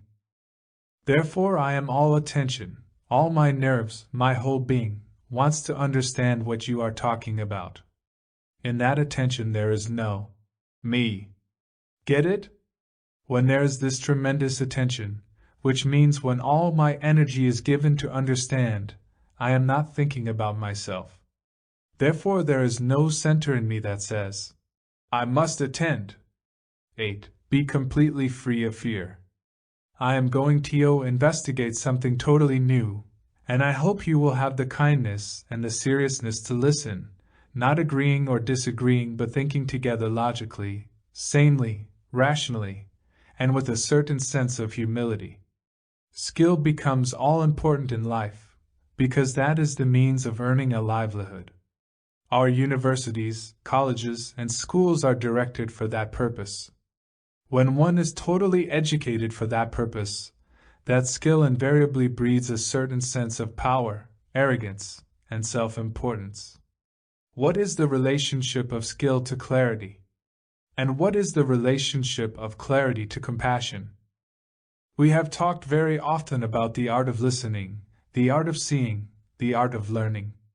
The art of listening is to listen so that naturally everything is put in its right place. The meaning of that word art is to put things where they belong.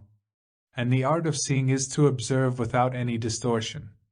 Obviously, if there is any distortion, there is no observation.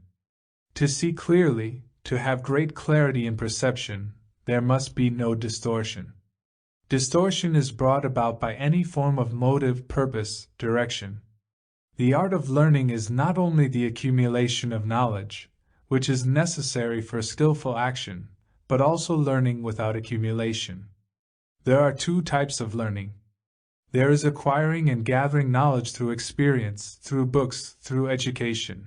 The brain is registering, accumulating knowledge, storing it up, and acts from that storage of knowledge, skillfully or unskillfully.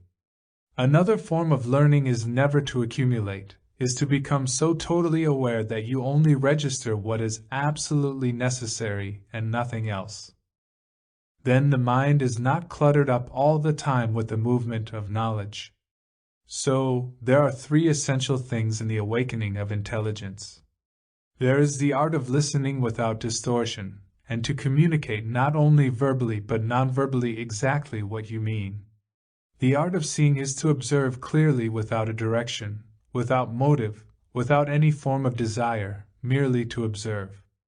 And the art of learning, accumulating knowledge, means registering all the things that are necessary for skillful action, and not registering any psychological responses, any psychological reactions, so that the brain is employing itself only where function and skill are necessary. It is very arduous to be so totally aware that you register only what is necessary and absolutely do not register anything that is not necessary. Someone insults you, someone flatters you, someone calls you this or that, and there is no registration. It gives tremendous clarity to register what is necessary and not to register what is not necessary, so there is no psychological building up of the me, the structure of the self. The structure of the self arises only when there is registration of everything that is not necessary.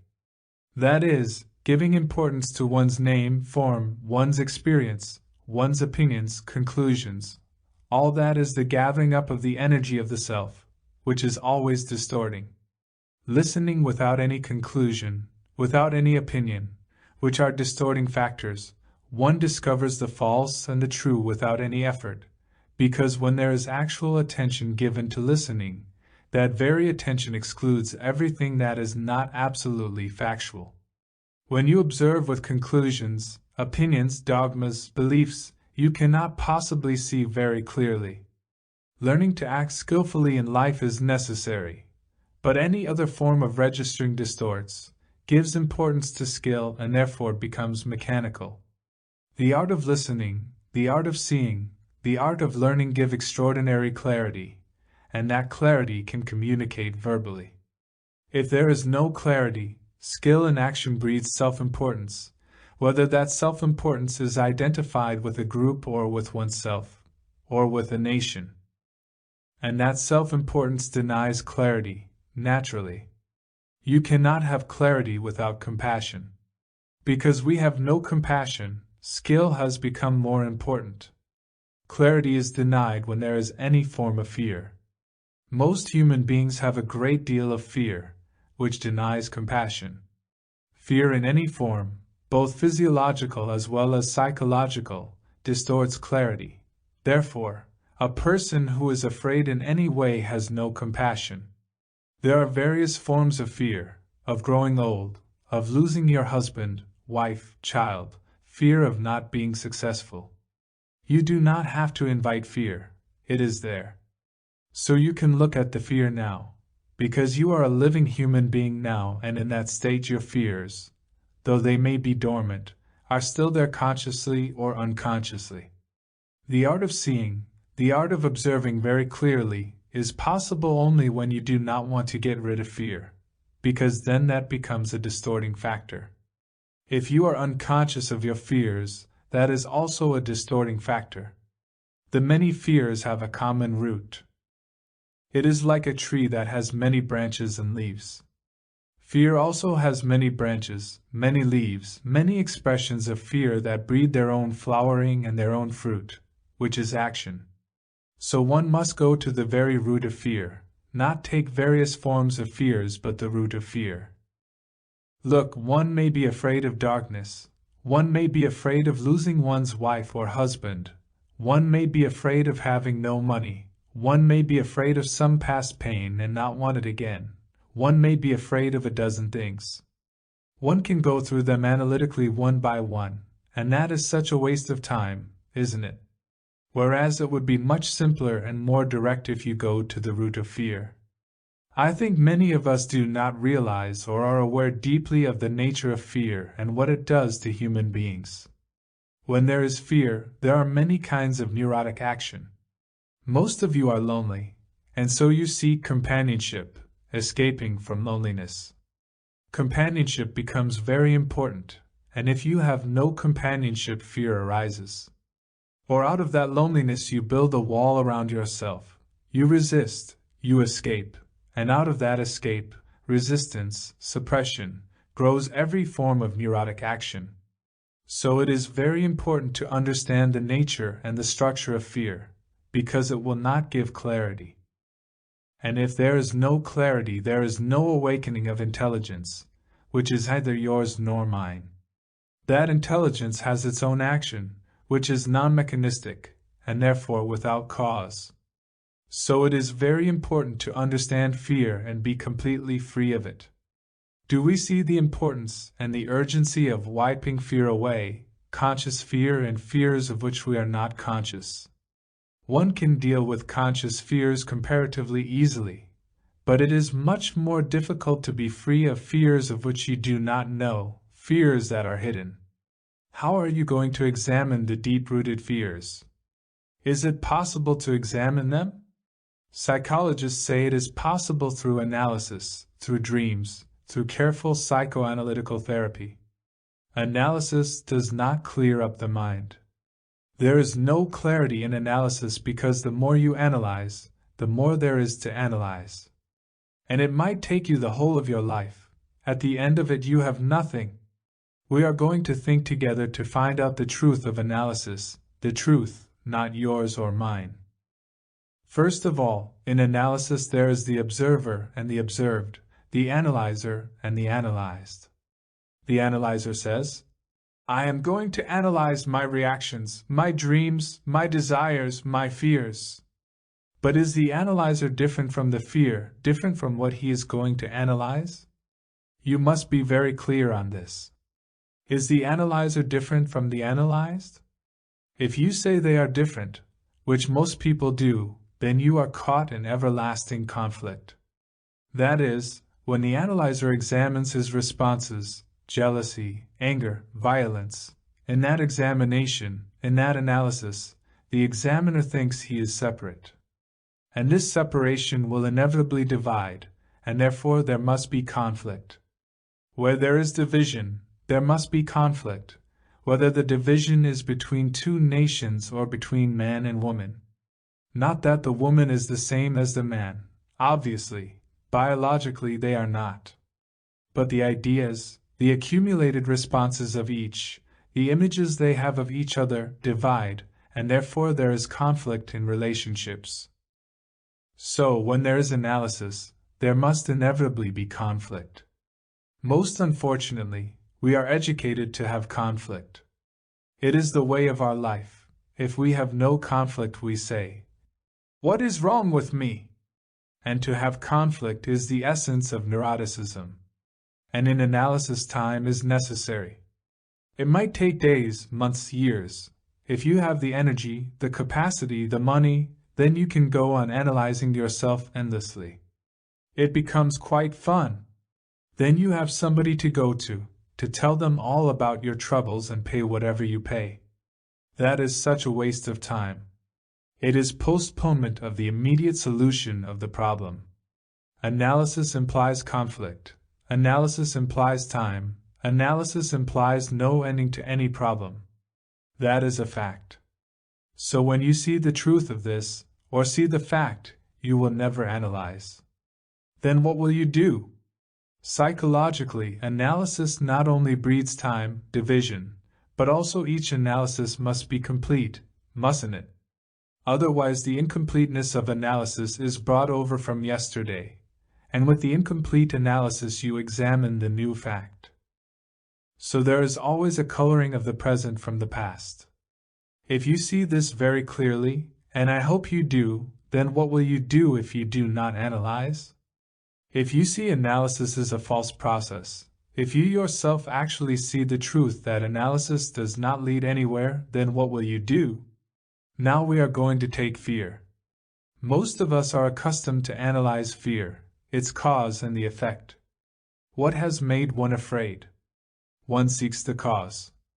That is a process of analysis. It may be 100 causes, or it may be a single cause. And the effect becomes the cause for the next fear. So there is causation, effect, and the effect becomes the cause. So when you are seeking a cause, you are caught up in this chain, and therefore there is no release from this chain. This is part of analysis. So one asks, if there is no analysis, then what will happen to my fear? There may be a dozen fears, but we are concerned with the root, not with the branches. If you can pull out the root, it is finished, the whole tree is dead. So, what is the root of fear? Is it time?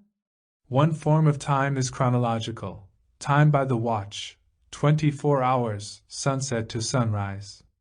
There is another form of time that is psychological time. That is the tomorrow. Psychologically, I will solve my problems the day after tomorrow. So is fear the result of time? I have had pain yesterday or last week, and that pain is registered in the brain. And when that pain is registered, then there is fear of that pain happening again a week later. When there is no registration of the pain, then there is no fear. There is fear when there is measurement. When one measures oneself against somebody else, there is fear. I am not as intelligent as you are, and I would like to be as intelligent as you are, and I am afraid I may not be. All that is a movement of time, which is measurement, which is comparison. So measurement, time, comparison, imitation breed fear. And that time, measurement, comparison is the movement of thought. So thought is the very root of fear. Please see the logic, the reasoning of this. We are thinking together, examining together, taking the journey together to find out. And we see analysis is not the solution, finding the cause is not the solution, and time is not the solution, time being measurement, comparison. Time is the movement of thought. So the problem then is not how to be free of fear, or how to suppress fear, but to understand the whole movement of thought. See how far we have gone away from the demand to be free of fear? We are entering into something much greater, much more comprehensive. If there is understanding of the whole movement of thought, it must be holistic, whole. And fear arises only when there is the me, which is the small, not the whole. In the art of learning, the art of seeing, the art of listening, there is no movement of thought. If I am just listening to you, why should I interfere with my thoughts? I am seeing, observing. In that observation there is no movement of thought. I just observe. I observe the mountain, the tree, the river, the people, without any projection of my background and so on, which is the movement of thought. Thought is necessary to accumulate knowledge to function skillfully, but otherwise thought has no place whatsoever. And this brings tremendous clarity, doesn't it? I hope you have clarity. Clarity means there is no center from which you are functioning, no center put together by thought as the me, mine, they, and we. Where there is a center, there must be a circumference, and where there is a circumference, there is resistance, there is division, and that is one of the fundamental causes of fear, causes in quotes. So when we consider fear, we are considering the whole movement of thought, which breeds fear. And clarity is possible only when thought is completely in abeyance, that is, when thought has its right place, which is to act in the field of knowledge and not enter into any other field. In that, there is total elimination of all opinion, judgment, evaluation. There is only listening, seeing, and learning. Without clarity, skill becomes a most destructive thing in life, which is what is happening in the world. You can go to the moon and put the flag of your country up there, which is not clarity. You can kill each other through wars, by the extraordinary development of technology, which is the movement of thought. You can divide yourselves into races, communes, and so on, which are all divisions created by thought. Thought is a fragment. Thought is limited. Thought is conditioned. Thought is narrow, because thought is based on experience, memory, knowledge, which is the past, which is time-binding. That which is time-binding is necessarily limited, therefore thought is limited. So thought can never understand that which is whole. Thought can never understand that which is immeasurable, which is timeless. One can imagine the timeless, the immeasurable. Thought can put up all kinds of imaginary future structures. But it is still limited. So God, put together by thought, is limited. I am afraid those of you who believe in God won't see this, because your God is the result of your thought, of your fears, of your desire to be secure. Please see the truth of this, and clarity will come like sun out of the clouds. See that thought is the word, and that the word is never the thing. The word is the description of the thing, but the thing is not the description. Fear then becomes completely useless, it has no meaning. Then you have to find out whether thought can ever remain in its field and not move out of that field to register. It is the function of the brain to register so that it can be secure, so that it can be safe. It is safe, secure in the field of knowledge. You cannot live without security. One must have food, clothing, and shelter not for the few but for the whole. And that is only possible when thought only operates in that field and when it does not register in any other direction. Then there is no nationality, there is no you and me. There is no division, because when there is no registration the mind is free to look, the mind is free to observe. When there is that clarity, skill never becomes mechanical, because whatever the skill may be, it is functioning, acting from that clarity that is born out of compassion. One has to inquire very deeply into what compassion is. We have talked very clearly about clarity and skill, and the dangers of skill without clarity. There are three things, which are compassion, clarity, and skill. And when there is compassion, there is no division between clarity and skill, it is one movement. Because we are caught up in skill, we do not see the total movement. What is the nature and the structure of compassion? To understand it, one must go into pleasure, love, suffering, death. You cannot just say, I have compassion. The mind that says, I am compassionate, is not compassionate. When the mind says, I am intelligent, it is no longer intelligent because it is conscious of itself. When it is conscious of itself, there is no intelligence. To go into the depth and the meaning and the significance and the beauty of compassion, we must inquire not only, as we did, into fear, but also into pleasure. Is love pleasure? Is love desire? Is love of another a remembrance? Is love of another an image? All these are involved when we think over together this matter of compassion. And we can go into it only when we go together. Because a human being is not alone. One human being is the essence of all human beings. That is a fact. That is a reality. It is not my invention, my wanting to identify myself with the whole. The absolute fact is that you, as a human being, living through millennia after millennia, are the representative of the whole of humanity that has suffered, agonized, shed tears, killed and been killed, that is jealous, angry, anxious, seeking pleasure, caught in fear. You are all that. Therefore you are the entire humanity. And when there is a total revolution in this consciousness, that revolution affects the consciousness of humanity. That is a fact. And that is why it is so urgently important that each one of us listens, is good enough to listen, is serious enough to take the journey together. When you fundamentally deeply do that, when consciousness changes its content, you affect the whole of humanity. 9. All the senses highly awakened. What is beauty?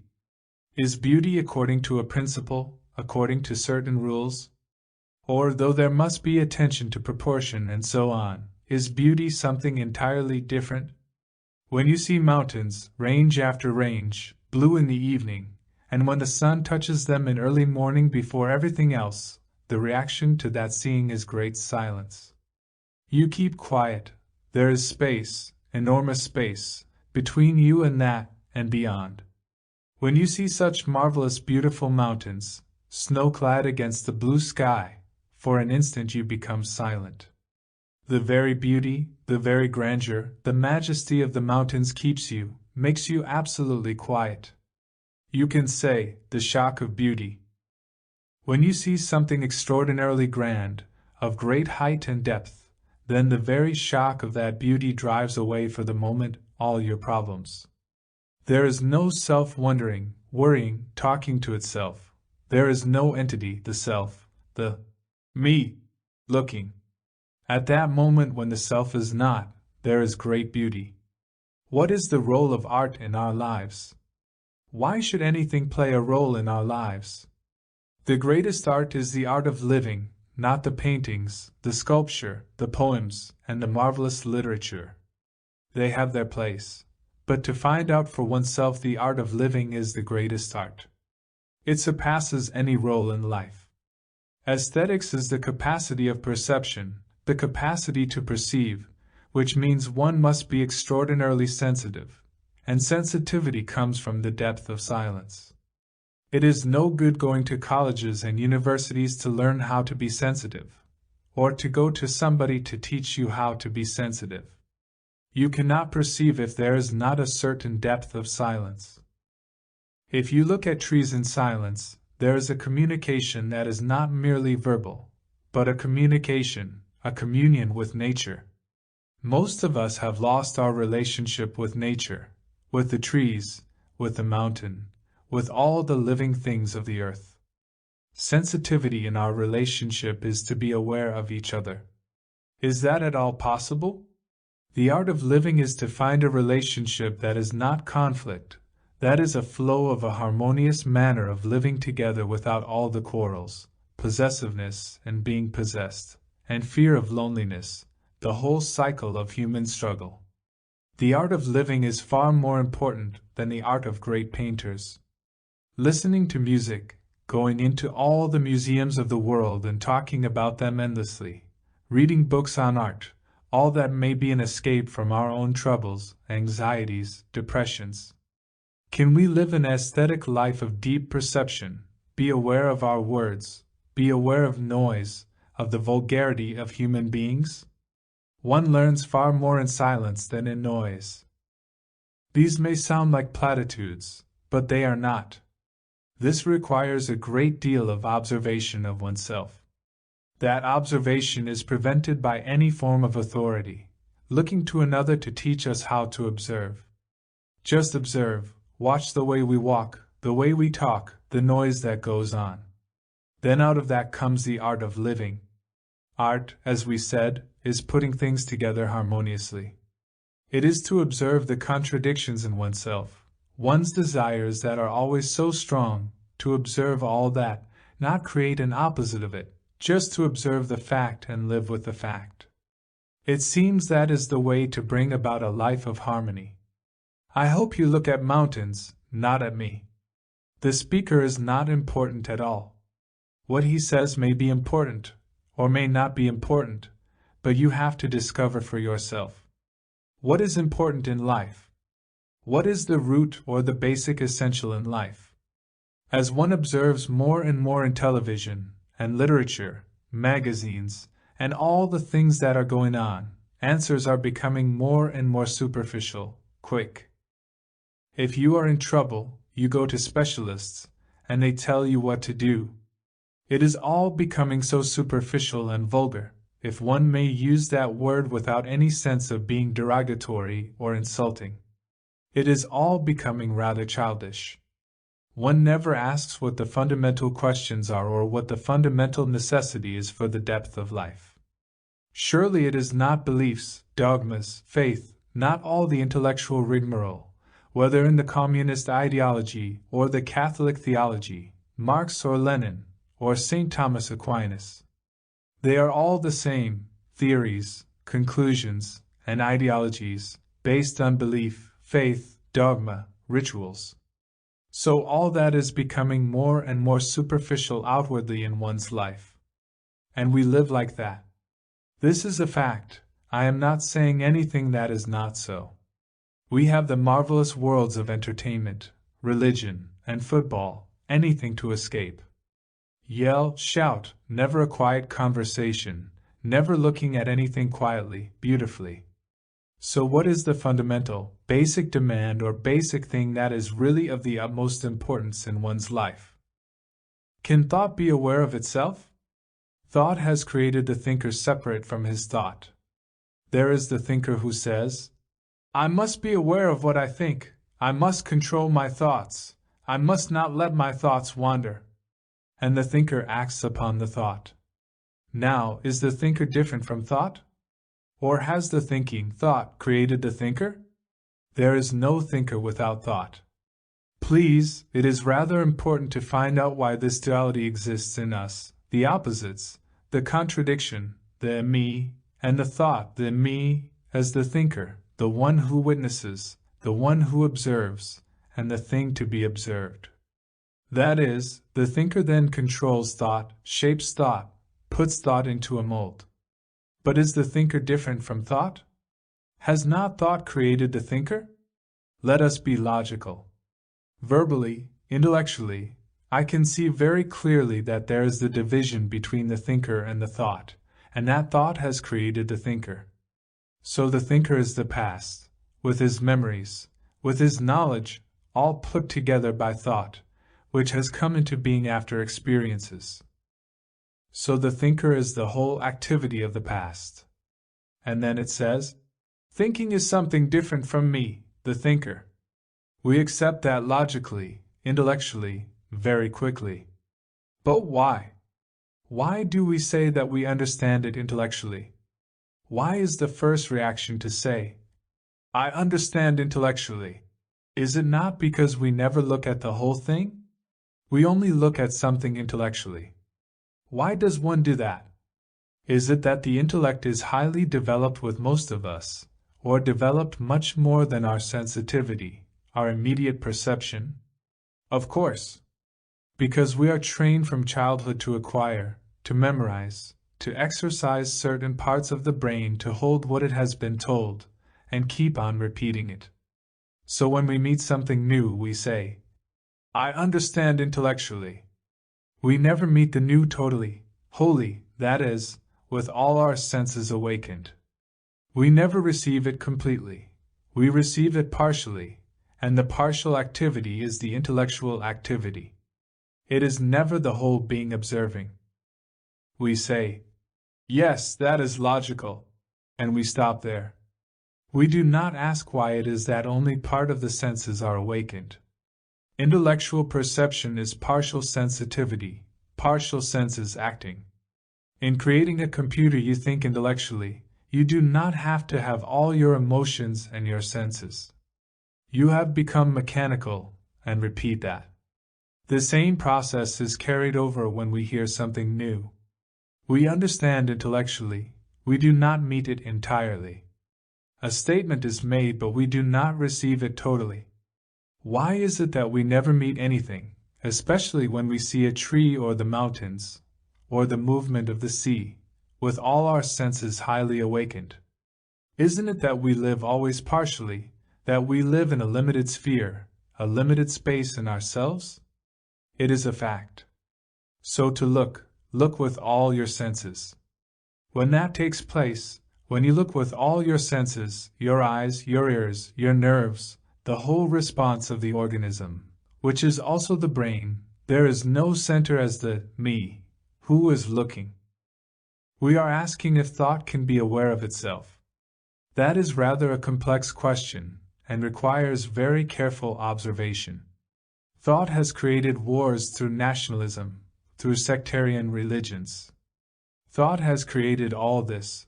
God has not created the hierarchy of the church, the pope, all the robes, all the rituals, the swinging of the incense, the candles. All that paraphernalia that goes on in a cathedral or in a church is put together by thought, copied, some of it, from the ancient Egyptians, from the ancient Hindus and Hebrews. It is all thought. So, God is created by thought. Does a person who has no fear whatsoever of dying or of living, who is without problems, need God? One can see what thought has done, step by step. So thought can be aware of its own action, so that there is no contradiction between the thinker and the thought, between the observer and the observed. When there is no contradiction, there is no effort. It is only when there is contradiction, which is division, that there must be effort. So to find out whether it is possible to live a life without a single shadow of effort, contradiction, one must investigate the whole movement of thought. And one has not the time or the inclination. One is too busy, has too much to do. But one has plenty of time when one wants to play golf. To find out the activity of thought, to watch it, is part of meditation. Have you ever inquired into what silence is? What is silence? What is peace? Is peace between two wars? That is what is happening. What we call peace is between two wars. This war, like the next war, is to end all wars. Is peace between two noises? Is peace between two wars? Is peace between two quarrels? So what is silence? It cannot be bought in a shop or pharmacy. We would like to buy it quickly and get on with it. But silence or peace cannot be bought. If that is so, what is silence? Silence must mean space, mustn't it? I can be very silent in a small space, enclose myself, shut my eyes, and put a wall round myself, concentrate on some petty little affair, and in that there can be a certain amount of peace, a certain amount of silence. I can go into my den, my reading room, or quiet room, and sit there, but the space is limited when I do that. Not only my little room, but in my brain also, the space is very, very limited. Because most of us have never even thought about all this. So what is space? Is space from one point to another? Is space a limited dimension? Or is space without a center, and therefore without a border? As long as I have me, my problems, my selfish demands, it is very limited. That limitation has its own small space. But that little space is a form of self-protective wall to remain within, not to be disturbed, not to have problems, not to have trouble, and so on. For most of us, that space of the self is the only space we have. And from that space we are asking what space is. Where there is limitation, there cannot be vast space. That is all. And space implies silence. Noise does not imply space. With all the noise that is going on in towns, between people, and all the noise of modern music, there is no space. There is not silence anywhere, just noise. It may be pleasant or unpleasant, that is not the point. So what does it mean to have space? The space between two notes on the piano is a very small space. Silence between two people who have been quarreling, and later on resume the quarreling, is a very limited space. Is there a space that is limitless? Not in heaven, not in the universe, but in ourselves, in our whole way of living? To have space, not imagined, not romantic, but the actual feeling of a vast sense of space. Now you will say, yes, I understand that intellectually. But receive that question entirely, with all your senses. Then you will find out if there is such a vast space, which is related to the universe. Learning about oneself is infinite. Learning from books has certain limitations. All knowledge is limitation. There is no complete knowledge about anything. Even the scientists admit that. Outward knowledge is necessary, and that same wave continues inwardly. The Greeks, and those before them, said, "Know yourself." That does not mean to go to somebody and find out about yourself. It means watch what you are doing, what you are thinking, your behavior, your words, your gestures, the way you talk, the way you eat. Watch. Not correct, not say this is right or wrong, just watch. And to watch there must be silence. In that watching there is learning, and when you are learning you become the teacher. So you are both the teacher and the disciple, and nobody else on earth. There is nobody outside who can free oneself, only one's own inward integrity, and having great humility so as to learn. 10. Love, freedom, goodness, beauty are one. We are talking about the art of living. I think we ought to go much more into it. Most of us have given very little thought to it. We have hardly inquired into the nature of what life is and how to live our daily life with all its ugly turmoil, passing pleasures, and a great deal of entertainment, both religious and otherwise. We have studied academic subjects, spent years to become a doctor, a surgeon, or an engineer, and never at the end asked how to live a life without any conflict, without any of the problems that are involved in our daily unfortunate lives. We are always striving, reaching out, getting somewhere, and when a question, a challenge, is put before us, we say, "Yes, it sounds good, but tell me how to do it, what is the method, what is the system, so that we can live a life of great tranquility, with a great sense of wonder, a sense of great beauty." I think we ought to banish how from our minds, not in the academic subjects, but in the psychological world. If one may most respectfully point out, never ask anybody how. They can only offer you a system, a method, which then becomes another bondage, another trap in which you are caught. We have talked about wars. We have talked about how human beings are hurt psychologically from their childhood, hurt by their parents, by their schools, by their families. They are wounded people, and that wound inevitably breeds fear. We talked about fear a great deal. And we also talked about time, not only chronological time by the watch, but also time as a psychological means of achievement. I am this, but I will be that. I am violent, I will one day be nonviolent. This constant becoming from what is to what should be is also an element of time. Time is very important for us, not only physical time, to get from here to there, but also the ideal that thought has invented. To achieve an ideal also requires time. So we are bound to time. Writers and some other people have asked if there is an end to time, a stop to time. Please kindly remember that we are investigating together deeply, seriously, and with great honesty, how to live a life that is really a great art. So let's begin to inquire more. Humility is necessary to learn, isn't it? Humility, not humbleness, not a sense of remote acceptance. One needs a great deal of humility to learn. Most of us have not that quality of humility. It is not what you give to somebody whom you respect.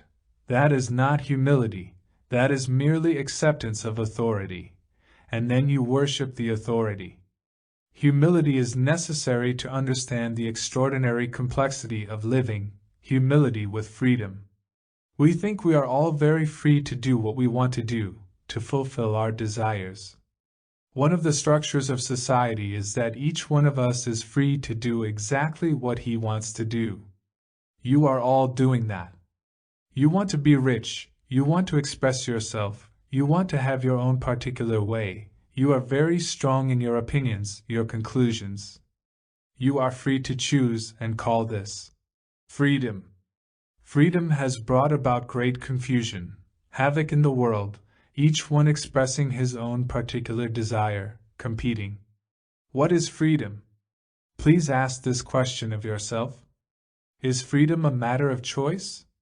You are free to choose, free to go from here to there, free to have different kinds of jobs. If you don't like one, you go to the other. You have freedom to express yourself, are free to think what you want and to express it, perhaps, in a democratic society. Not in totalitarian states, their freedom is denied. So what is freedom? Does freedom really exist? Some of the root meaning of the word freedom is love. And is love a matter of choice? We ought to find out for ourselves what actual freedom is. There is freedom from something, from pain, from anxiety. Is there freedom not from something? If it is freedom from something, it is merely a reaction. It is like a man in prison saying, "I must get out of my prison." Psychologically, we live in a prison, and when it is painful, ugly, not satisfactory, then we want freedom from that. So we are saying that wanting freedom from something is the same thing as being in prison. What is that sense of deep, inward, authentic, unshakable freedom that is not from something? What is that freedom? Let's together inquire into what freedom is. Everyone wants to escape from something. Most people are very lonely, and they want to escape from it through various forms of entertainment, religious and otherwise. But is there a freedom that is not a reaction? To find that out, one has to ask what love is. Is love a reaction? Is love attraction, whether it be sexual or otherwise? Please ask those questions of yourself to find the right answer. How do you find the right answer to a question? When there is a question, you naturally reply to that question. If you are at all thinking, going along with the question, then you respond to that question. Then your response is answered. This is really dialogue. Then you respond to my response. So there is both question and answer, answer and question. If we maintain this answer, question, answer seriously, intensely, then in that process you disappear and the speaker disappears, and only the question remains. Then that very question has vitality. Test it out for yourself. It is like a rosebud. If the question is left in the air, as it were, then it is like a bud that gradually unfolds and shows its nature. The depth of a question has its own vitality, energy, drive. That is a dialogue, not just accepting what the other person is saying. Is freedom that is not from something, love? And is love a reaction? For most of us, perhaps, love may not exist. Please, I am just asking this. I am not saying it does not exist. Perhaps most of us do not know what it means. We know attraction, we know tenderness, we know pity, we know guilt, remorse, and jealousy. Is all that love? If it is not love, then love has no reaction. Then that is freedom, which is not born out of a reaction. This is very important to understand, not intellectually, not verbally, but to see the depth and the beauty of it. When we are talking about the art of living, we should also ask what beauty is. When you see great architecture, the cathedrals of Europe, the great temples and the mosques of the world, constructed by great architects, great painters, the great sculptors like Michelangelo, that is beauty. So is beauty man-made? Please exercise your brain to find out. A tiger is not man-made. Thank the Lord. A tree in a field, alone, solitary, with all the dignity of a marvelous old tree, is not man-made. But the moment you paint that tree, that is man-made, and you admire it, go to a museum to see the tree painted by a great artist. So another part of the art of living is to understand the depth and the beauty of freedom, and the goodness of it. The aesthetic quality in life is born of sensitivity, is born out of all the senses in action, not one particular sense, but the whole movement of the senses. Surely beauty is when the self is not. When I am not, beauty is. When the self is not, love is. And so love, freedom, goodness, beauty are one, not separate.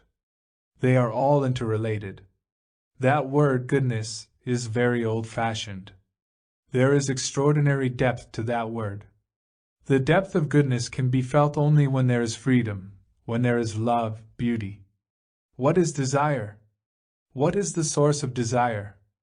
Where does desire spring from? Is desire born from the object perceived? I see a beautiful car. Does the seeing create the desire? Please be careful. Don't agree with what I am saying.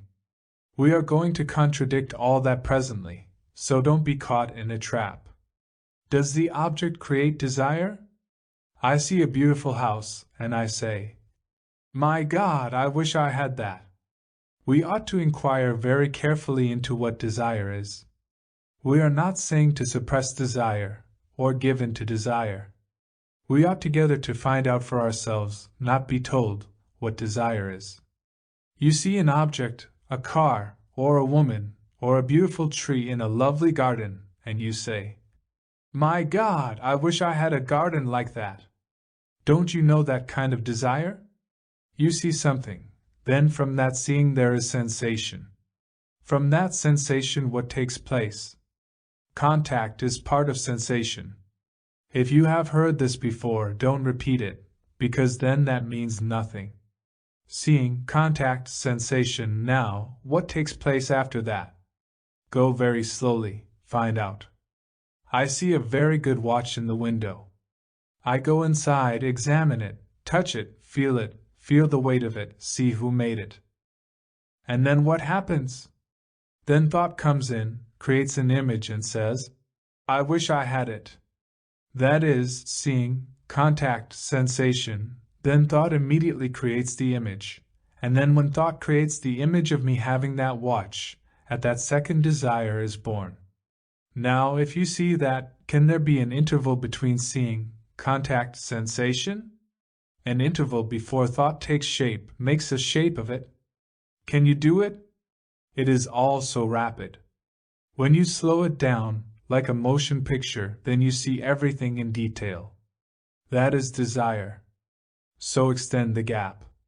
You are desire, you are the very structure of thought and desire. So if you understand, if you look into the nature of thought and your reactions, you can slow the whole mechanism down, so it is very quiet. Or you understand this instantly. That requires attention, that requires passion to find out. If we understand the nature and the structure of desire, then we can find out what meditation is. Is conscious meditation meditation? Obviously not. If I consciously sit down for 20 minutes in the morning, 20 minutes in the afternoon, 20 minutes in the evening, then it becomes a relaxation, a nice, comfortable, enjoyable siesta. So what is meditation? If you consciously meditate, it has a direction, a motive, a desire to achieve. Surely that is not meditation, is it? That is like a clerk becoming a manager. The two things are the same. You call one business, the other you call religious achievement. But both are exactly the same thing. Do those who meditate see that? Of course not. That means giving up their pet enjoyment, pet entertainment. We are saying that conscious meditation is not meditation because it is born of desire to achieve, to become something, which is the self becoming something, the self, the me, becoming God. It sounds so silly. Forgive me for using that word. Then what is meditation? If it is not conscious meditation, then what is meditation? The word meditation means to ponder, to think over, and also to measure. That is part of the root meaning of meditation in Sanskrit. Now, can your brain stop measuring? I am this, I will be that. I am comparing myself with you. You are so beautiful, you have grace, you have brains, you have got quality, depth, you are wearing something extraordinary, and I am not that. That is measuring, which is comparison. Can you stop comparing? Don't agree. Stop comparing, and find out what it means to live without a movement of comparison. So meditation is not a conscious, deliberate act. There is a totally different kind of meditation that has nothing whatsoever to do with thought and desire. And that means a brain that is really, if I may use the word, empty. Empty of all the things that thought, humankind, has made. And where there is space. Because freedom means that, love means that, space, vast, limitless space. And where there is space, there is silence and energy. If you are thinking about yourself all day long, which most of us are, then you have reduced the extraordinary capacity of the brain to such a small issue about yourself. Therefore you have no space. The speaker is not a specialist on brains, but he has lived a long time studying by himself and watching others. The brain has its own rhythm that can be left alone. But when the brain is silent, not chattering, is utterly quiet, then there is that which is not measurable by words, that which is eternal, nameless. So, you understand, love is not a reaction, therefore it is free. Where there is love there is intelligence not born out of thought. Intelligence is something outside the brain. Compassion, love, freedom is outside the brain. Because the brain is conditioned, it cannot contain this. 11. The benediction of meditation. What is living? Not what should living be, not what is the purpose of living, not what is the significance of living, not what is the principle upon which life should be based, not what is the goal of living, but actually what is living as it is now, as it is in our daily life. What is it actually in our private, secret daily life? Because that is the only fact, and all other things are unreal, illusory, theoretical. So what is this life, our life, the life of a private human being, the life of a human being in relationship with society, the society that people have made, which people have built? That society holds us prisoner. So we are the society, we are the world, and the world is not different from us.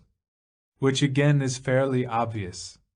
We are dealing not with abstractions, not with ideals, which are idiotic anyhow, but with what actually is, which is our living. What is our living? If you observe, from the moment we are born until we die, it is a constant battle, constant struggle, with great pleasures, great fears, despair, loneliness, the utter lack of love, boredom, repetition, routine. Our life is the drudgery, the dullness, the boredom of spending 40 years in an office or in a factory, being the housewife, the sexual pleasure, the jealousy, the envy, the failure of success and the worship of success. That is our daily tortured life, if you are at all serious and observe what actually is. But if you merely seek entertainment in different forms, whether it is in a church or on a football field, then such entertainment has its own pains, has its own problems. A superficial mind does escape through the church and through the football field because it is really not interested. Life is serious, and in that seriousness there is great laughter. And it is only the serious mind that is living that can solve the immense problem of existence. So our life as it is lived daily is a travail, and no one can deny it. And we don't know what to do about it. We want to find a way of living differently, at least some of us say we must and make an attempt. Before making an attempt, before trying to change, we must understand what actually is, not what should be. We must actually take what is in our hands and look at it. And you cannot look at it, come into intimate contact with it, if you have an ideal, or if you are concerned with changing it. But if you are capable of looking at it as it is, then you will find there comes quite a different quality of change, and that is what we are going into now.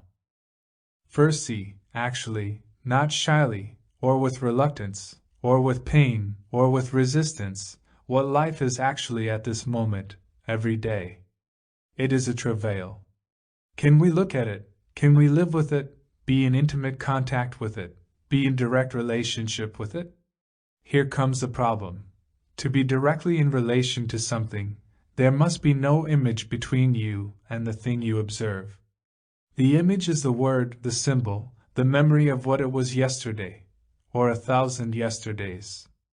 That is, to put it very simply, the relationship that one has with one's wife or husband is a relationship based on an image, the image being accumulated through many years of pleasure, sex, nagging, dullness, repetition, domination, and so on. You have the image about her, and she has the image about you, and the contact between these two images is called relationship. And obviously that is not relationship, but we have accepted it as relationship. So there is no direct contact with another human being. In the same way, there is no direct contact with the actual, with what is. There is always the observer and the thing observed, and there is a division between them. It seems complex, but it is not if you listen quietly.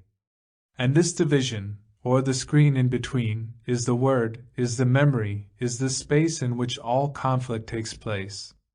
That space is the ego, is the me. The me is the accumulated image, memory, thought of 1,000 yesterdays, so there is no direct contact with what is. You either condemn what is, or rationalize what is, or accept it, or justify it, which are all verbalizations, and therefore there is no direct contact. And therefore there is no understanding and the resolution of what is. I will explain this briefly and I hope it will be clear. One is conditioned to accept envy, envy being measurement, comparison. Someone is bright, intelligent, has success, been applauded, and the other, I have not. Through comparison, through measurement, envy is cultivated from childhood. So there is envy as an object, as something outside of oneself, and one observes it, being envious. But envy is the observer. There is no division between the observer and the observed. The observer is the envy, and the observer cannot possibly do anything about envy because he is the cause and the effect, which is envy. So the what is, which is our daily life, with all its problems, fear, envy, jealousy, the utter despair, the loneliness, is not different from the observer who says, I am lonely. The observer is lonely, The observer is envy, is fear. Therefore the observer cannot possibly do anything about what is. Which does not mean he accepts what is, which does not mean he is contented with what is. But when there is no conflict with what is, the conflict brought about through the division between the observer and the observed, when there is no resistance to what is, then you will find there is a complete transformation. And that is meditation, to find out for yourself the whole structure and the nature of the observer, which is yourself. The observer is the observed, which is part of you. To realize the totality of this, the unity of this, is meditation in which there is no conflict whatsoever. And therefore, there is the dissolution, going beyond what is. Then you will ask yourself, what is love? We are going to consider love together, though that word is heavily loaded, so trodden upon, so spoilt by the politician, by the priest, by every magazine that talks about it. What is love? Not what it should be, not what is the ideal, not the ultimate, but the love that we have. What is it? In the thing that we know, which we call love, there is hate, jealousy, tremendous torture. We are not being cynical but merely observing actually what is, what the thing that we call love is. Is love hate? Is love jealousy? Is love possessiveness or the domination of the wife or the husband? One says that one loves one's family, one's children. Do you love your children? If you loved your children with your heart, not with your shoddy little minds, do you think there would be a war tomorrow? If you loved your children, would you educate them to make them conform to a rotten society, train them, force them to accept the established order? If you really loved your children, would you allow them to be killed horribly in a war? As you observe all this, it indicates that there is no love at all. Love isn't sentiment, love isn't emotional nonsense. And above all, love isn't pleasure. We must understand pleasure, because for us, love, sex and pleasure are involved. When we talk about love, we mean the enjoyment of sex, pleasure. And also it involves pain, torture. Please bear in mind that we are not denying pleasure. It is a pleasure to see lovely mountains lit by the setting sun, to see marvelous trees that have withstood fire, to see the dust of many months washed away by the rain, to see the stars. But to us that is not pleasure. What we are concerned with as pleasure is sensuous pleasure, and the pleasure that we derive from something intellectual, emotional, and so on. Pleasure, like fear, is engendered by thought. You have an experience of yesterday as you stood in a still valley, looking at all the marvel of the hills in that silence. There was great delight and pleasure at the moment. Then thought comes in and says how nice it would be to repeat it. Thinking about that experience of yesterday, whether it be the looking at the lovely tree and the sky and the hills, or thinking about the sex that you enjoyed last night, is pleasure. Thought thinking about that which gave a delight yesterday, thinking about it, living in thought, in image, is the beginning of pleasure. And you think about what might happen, about pleasure being denied tomorrow. You might lose your job, there might be an accident, ill health. Thinking about it is pain, is fear. So thought creates both fear and pleasure. To us love is thought, because love to us is pleasure, and pleasure is the outcome of thought, is nourished by thought. It is not the actual moment of seeing the sunset, or the sexual act, but thinking about it that is pleasure. So to us love is engendered by thought, nourished by thought, sustained and prolonged as pleasure by thought. When you look very closely, it is an obvious fact, not to be denied. So, one asks, is love thought? Can thought cultivate love, or can it cultivate pleasure?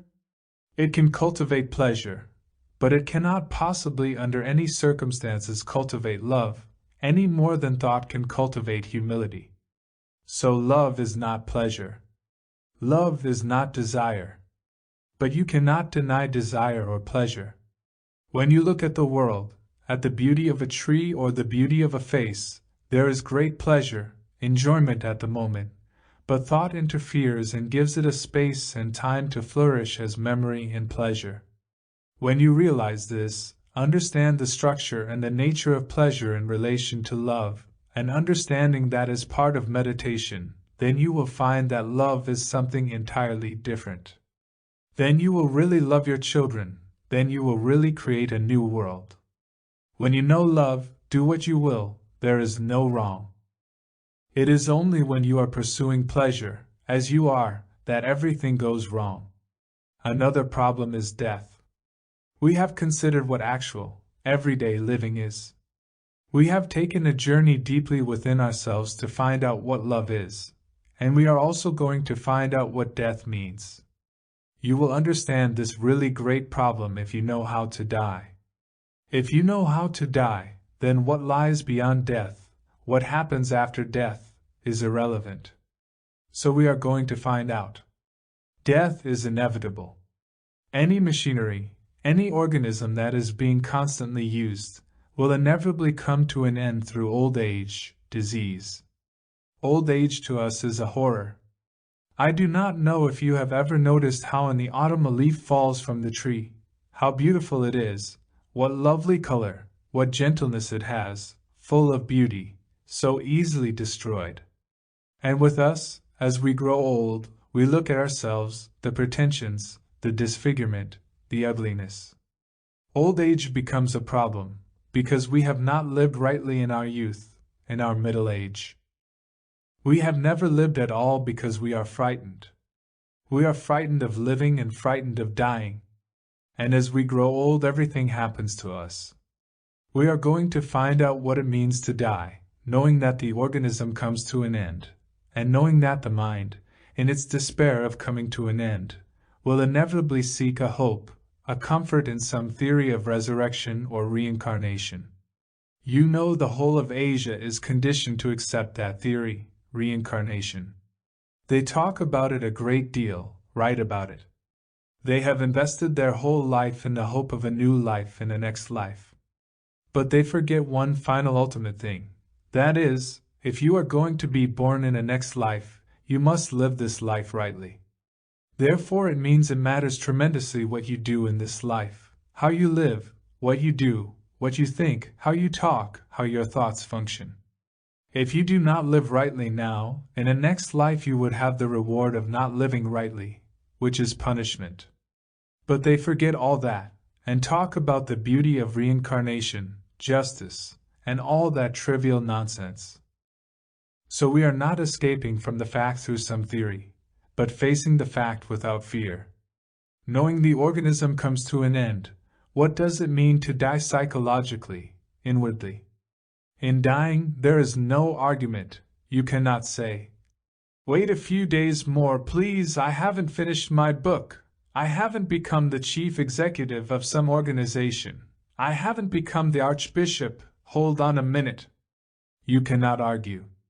So one has to find out inwardly, psychologically, how to die, that is to end all the past, all the pleasures, the remembrance that you have cherished, the things that you hold on to. To die every day. Not in theory, but actually. To die to the pleasure that you had yesterday, which means die immediately to that pleasure, not give it a continuance. To live that way, so that the mind is always fresh, young and innocent, vulnerable, is meditation. If you have laid the foundation of virtue, which is order in relationship, and when there is this quality of love and dying, which is all of life, then the mind becomes extraordinarily quiet, silent, naturally, not enforced through discipline, through control, through suppression. Then that silence is immensely rich. Beyond that, no word, no description is of any avail. Then the mind does not inquire into the absolute because it has no need to inquire. For in that silence there is that which is. And the whole of this is the benediction of meditation. 12. Life becomes an extraordinary thing. There is the art of listening, there is the art of learning, there is the art of perception. The art of listening is not merely hearing words. Hearing the words is quite a different process from the art of listening.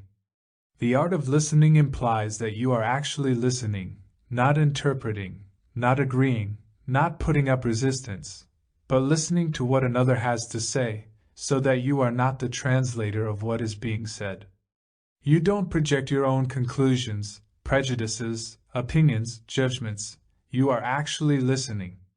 That requires a certain attention, and in that attention you as the listener disappear. There is just listening. When we listen attentively, there is neither agreement nor non-agreement. We are just in a state of attention.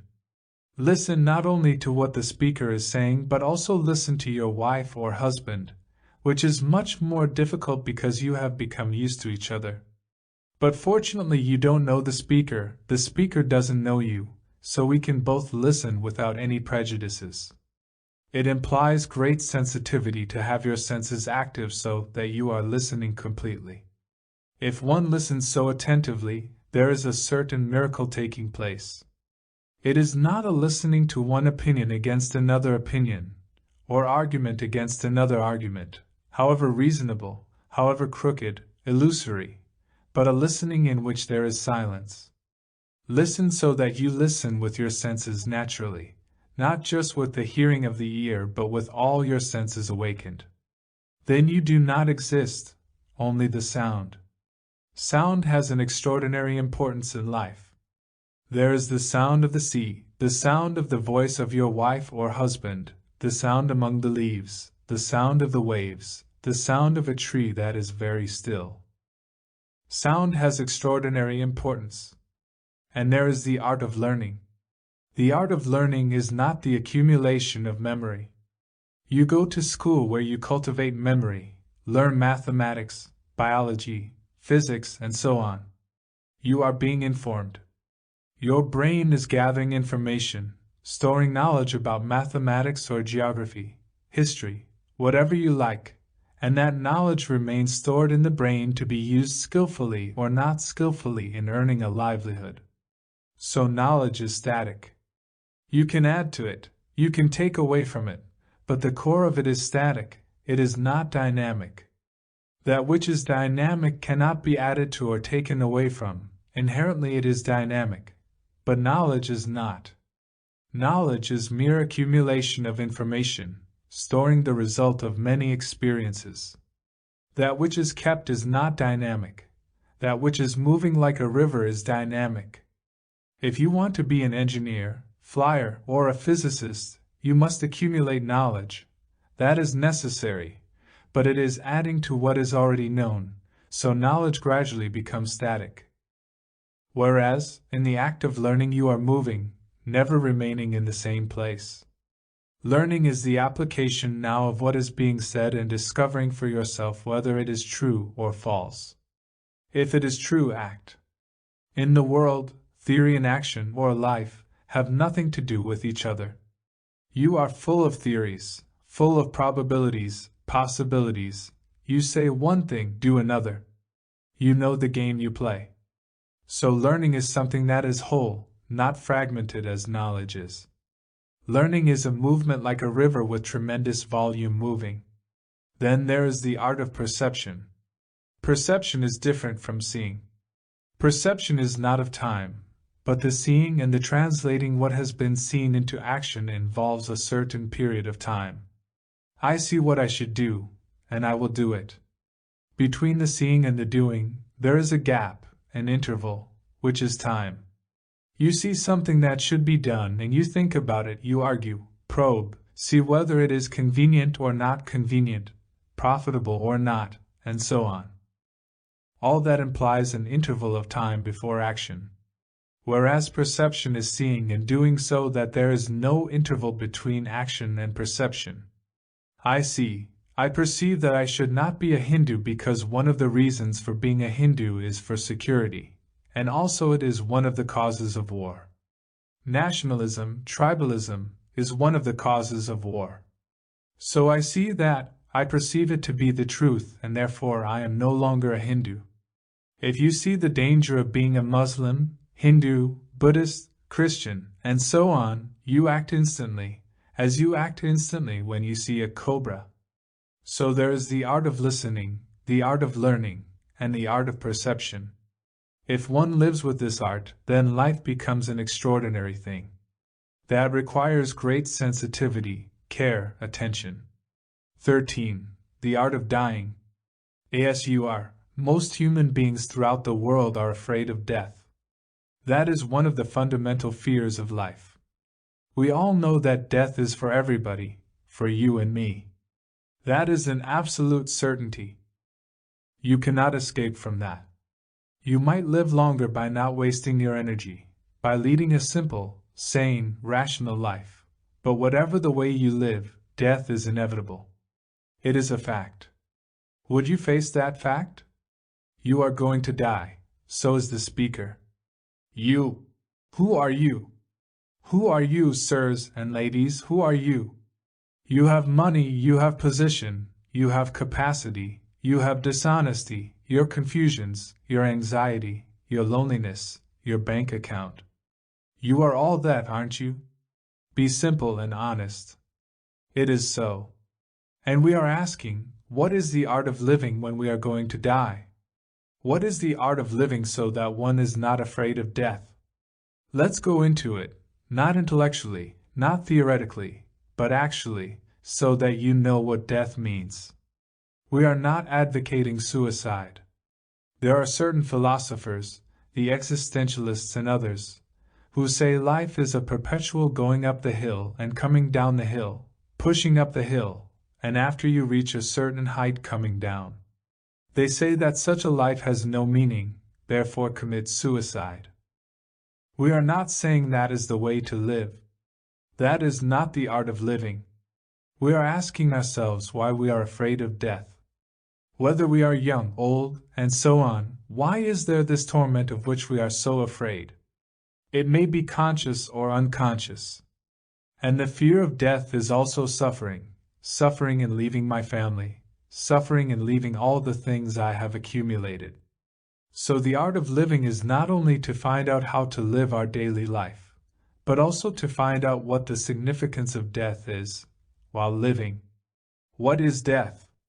There is the biological, organic ending through disease, through old age, accident, through some misfortune. What do we mean by dying? If we can understand that, then life and death can live together.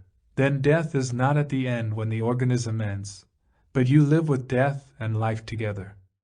Ask that question. Put to yourself this question of whether it is possible to live the art of living with death. To find that out, you must find out what living is. Which is more important, living or dying, before or after? Most people are concerned with after, whether there is reincarnation, all that kind of stuff. But they never ask about the living, which is more important, which is an art. If there is right living, perhaps death is also part of right living, not at the end of one's stupid life. So, what is living? We can discuss it, have a dialogue about it, but you have to answer that question for yourself. What is your life? What is your daily life? Which is what your life is. It is a long series of daily lives. What are those lives? Pain, anxiety, insecurity, uncertainty, some kind of illusory devotion to some entity that we have invented, some kind of fanciful, illusory existence, a make-believe life, having faith, having belief. All that is what you are. You are attached to your house, to your money, to your bank, to your wife, children. You are attached. This is your life. You live a constant struggle, with constant effort, discomfort, pain, loneliness, sorrow. That is your life. And you are afraid to let that go. And death says, "My friend, you cannot take it with you. You cannot take your money, your family, your knowledge, your beliefs." Death says you have to leave all that behind. Would you agree, or do you deny that? Face it. Death says to me, "When I come, you have to let go." Now, is it possible for me, living, to let go? Will you let go? I am attached to my furniture. I have polished it, I have looked after it, I won't give it away, it is mine, it is part of me. When I am attached to a piece of furniture, that furniture is me. Death says, "My friend, you can't take that desk with you." So can you be totally free of attachment to that piece of furniture? That is death. So you are living and dying, all the time. See the beauty of it. See the freedom that gives you, the energy, the capacity. When you are attached, there is fear, there is anxiety, uncertainty, and uncertainty, fear causes sorrow. Sorrow is part of life. Everyone on earth has suffered, has shed tears. Haven't you shed tears? Your husband doesn't care for you, he uses you and you use him. And you suddenly realize how ugly that is, and you suffer. People have killed each other throughout history in the name of religion, in the name of God, in the name of nationality. So humanity has suffered immensely. And they have never been able to solve that problem, never solved suffering. Where there is suffering, there is no love. In suffering, there is not only self-pity, there is also fear of loneliness, of separation, of divisions. Remorse, guilt, all that is contained in that word, suffering. And we have never solved this problem. We put up with it, we shed tears and carry the memory of the son, the brother, the wife, or the husband for the rest of our life. Is there an end to sorrow? Or must we forever and ever carry this burden? To find that out is also the art of living. The art of living is to have no fear. And also the art of living is to have no sorrow. One of the problems of life is to see whether it is possible to live without sorrow. What is sorrow? When my son dies, something has broken in me, especially if I am a woman. I have borne him in my womb, given birth, and I have nursed him, looked after him, and the pain of all that, the pleasure of it, the joy of the mother, and then he ends up being killed. For your country, he will be killed. Why do you allow it? So what is sorrow? Is it that my son has gone, can never return? Though I think we will meet in a next life, he is gone. That is a fact. But I carry the memory, I keep his picture near my heart. I live on that memory, shedding tears I cannot forget. It is part of my burden. We have never inquired into sorrow, into suffering, and asked whether it can ever end, not at the end of one's life, but now, today. Is the cause of sorrow self-pity? Is it that my son was young, fresh, alive, and now is gone? Is it that I am attached to him? Face all this. What is that attachment?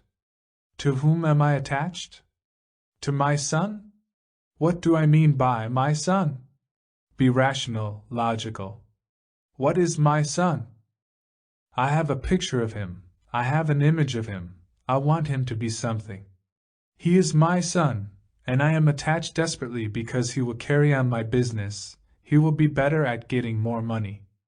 I also have a certain affection, we will not call it love, but we will call it a certain kind of affection. If you loved your son, you would have a different kind of education, a different kind of upbringing, not just to following your footsteps. He is the new generation, and a new generation may be totally different from yours. I hope he is. I want him to be a new generation, of a different type of person than me. I want him to inherit my money, my possessions, my house. And when he dies, everything goes. How cruel all this is. And this is one of the causes of great sorrow. And death, of course, is the final sorrow. But if you are living with death and life together, then there is no change. You are incarnating every day afresh, not you. A new thing is incarnating every day afresh. And in that there is great beauty. That is creation. In that there is tremendous freedom. And the root meaning of the word freedom is love. The art of living and the art of dying, together, bring about great love. And love has its own intelligence, not the intelligence of a cunning mind. Intelligence is something outside of the brain. 14. Seeing is the only truth. It is very important to observe. It is quite an art, to which one must give a great deal of attention. We see only very partially, we never see anything completely, with the totality of our mind, or with the fullness of our heart. Unless we learn this extraordinary art, it seems to me that we shall be functioning, living, through a very small part of our mind, through a small segment of the brain. For various reasons, we never see anything completely.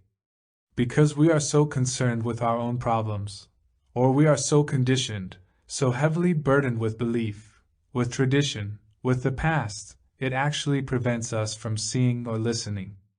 We never see a tree except through the image that we have of it, the concept of that tree. But the concept, the knowledge, the experience, is entirely different from the actual tree. Look at a tree and you will find how extraordinarily difficult it is to see it completely, so that no image, no screen, comes between the seeing and the actual fact. By completely I mean with the totality of your mind and heart, not a fragment of it. We are either emotional, sentimental, or very intellectual, which obviously prevents us from actually seeing the color, the beauty of the light, the trees, the birds. We never are in direct relationship with any of this. I doubt very much if we are in relationship with anything, even with our own ideas, thoughts, motives, impressions. There is always the image that is observing, even when we observe ourselves.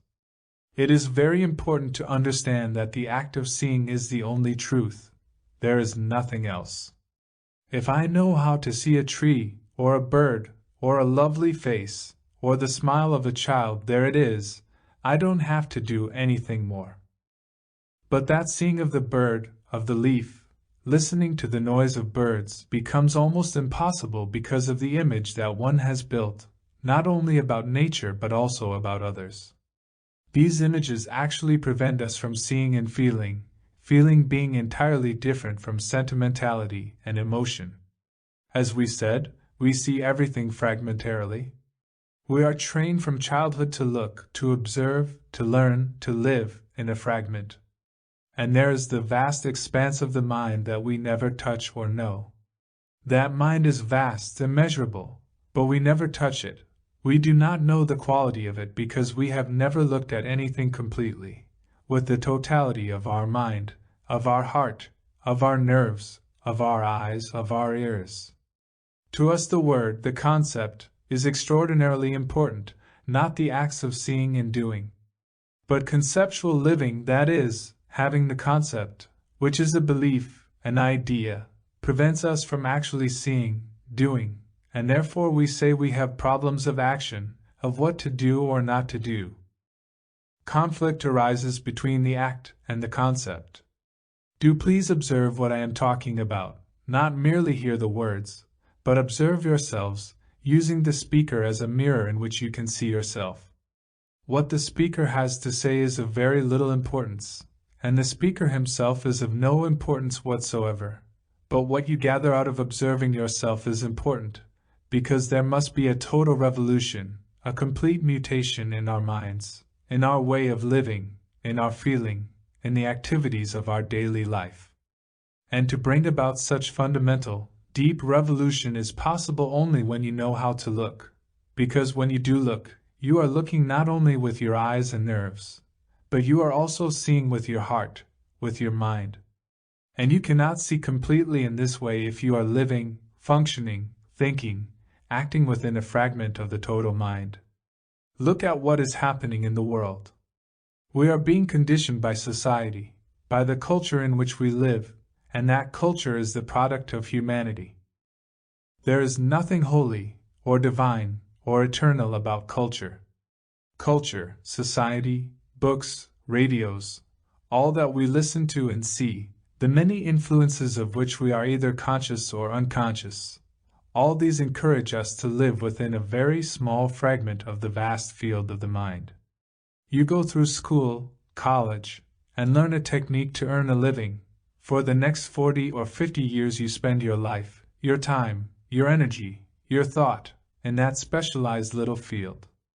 There is the vast field of the mind, and unless we bring about a radical change in this fragmentation, there can be no revolution at all. There will be economic, social, and so-called cultural modifications, but human beings will go on suffering, will go on in conflict, in war, in misery, in sorrow, and in despair. You can be a clever lawyer, a first-class engineer, or an artist, or a great scientist, but it is always within a fragment of the whole. Actually see what is taking place. The communists are doing it, the capitalists are doing it, parents, schools, education are all shaping the mind to function within a certain pattern, a certain fragment. And we are always concerned with bringing about a change only within the pattern, within the fragment. How is one to realize this, not theoretically, not as a mere idea, but see the actuality of it, see the actual? The actual is what is taking place every day and is spoken of in newspapers, by politicians, through culture and tradition, in the family. When you see, you must question yourself. I am sure you would if you saw, and that is why it is very important to understand how you see. If you really saw the fragmentation, then the question would be, how can the total mind act? I do not mean the fragment, not the conditioned mind, nor the educated, sophisticated mind, the mind that is afraid, the mind that says, there is God, or there is no God. There is my family, your family, my nation, your nation. Then you will ask how this totality of the mind can be, how it can function completely, even while learning a technique. It has to learn a technique and to live in relationship with others in our present disordered society. Bearing that in mind, one must ask the fundamental question. How can this totality of the mind be made completely sensitive, so that even the fragment becomes sensitive? At present, we are not sensitive. There are spots in this field that are sensitive, but when our particular personality, our particular idiosyncrasy, or our particular pleasures are denied, then there is a battle. We are sensitive in fragments, in spots, but we are not sensitive completely. So the question is, how can the fragment, which is part of the total, which is being made dull every day by repetition, also be made sensitive as well as the total? You may never have asked yourself about it, because we are all satisfied to live with as little trouble and conflict as possible in that little part of that field that is our life, appraising the marvelous culture of that little part as opposed to other cultures. We are not even aware what the implications are of living in a tiny fragment, a corner of a very vast field. We don't see for ourselves how deeply we are concerned with the little part, and we are trying to find answers to the problem within that fragment, within that little corner of this vast life. We ask ourselves how the mind, which is now half asleep in this vast field, because we are concerned only with the little part, can become totally aware of this whole thing, become completely sensitive. There is no method, because any method, system, repetition, or habit is essentially part of the corner of that field. The first thing is to see the actual fact of the little corner, and what its demands are. Then we can ask how we can make the whole field completely sensitive, because in that lies the only true revolution. When there is total sensitivity of the whole of the mind, then we will act differently. Our thinking, feeling, will be wholly of a different dimension. But there is no method. Don't ask, how am I to arrive, achieve, become sensitive? You cannot go to college to become sensitive. You cannot read books or be told what to do to become sensitive. This is what you have been doing within that corner of the field, and it has made you more and more insensitive. This can be seen in your daily life, with its callousness, brutality, and violence. We become callous because we are functioning, living, acting, within the small, petty little corner of a distorted field. There is no method. Please do realize this, because when you realize it, you are free of the enormous weight of all authority, and so free of the past. The past is implicit in our culture, which we think is so wonderful, the traditions, the beliefs, the memories. All that is put aside completely, forever, when you realize there is no method of any kind to bring freedom from the little corner. But you have to learn all about the little corner. Then you are free of the burden that makes you insensitive. Now, as there is no method, what is one to do? Method implies practice, dependence, your method, my method, one person's path and another's path. The problem is that we do not know the depth and the immensity of the mind. You can read about it. You can read the modern psychologists, or the ancient teachers who have talked about it. Distrust them, because it is you yourself who have to find out, not according to somebody else. We do not know the mind, we cannot have any concept about it. You cannot have any ideas, any opinions, any knowledge about it. So you are free from any supposition, from any theology. So, once again, what is one to do? All that one has to do is to see.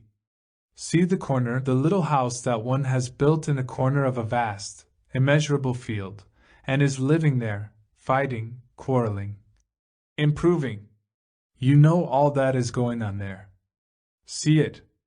That is why it is very important to understand what it means to see, because the moment there is conflict you belong to that isolated corner. Where there is seeing there is no conflict. That is why one has to learn from the very beginning, no, not from the beginning, but now to see. Not tomorrow, because there is no tomorrow. It is only the search for pleasure, or fear, or pain that invents tomorrow. Actually, there is no tomorrow psychologically, but the brain, the mind, has invented time. What one has to do is to see. You cannot see if you are not sensitive, and you are not sensitive if you have an image between you and the thing seen. Seeing is the act of love. You know what makes the total mind sensitive? Only love. You can learn a technique and yet love.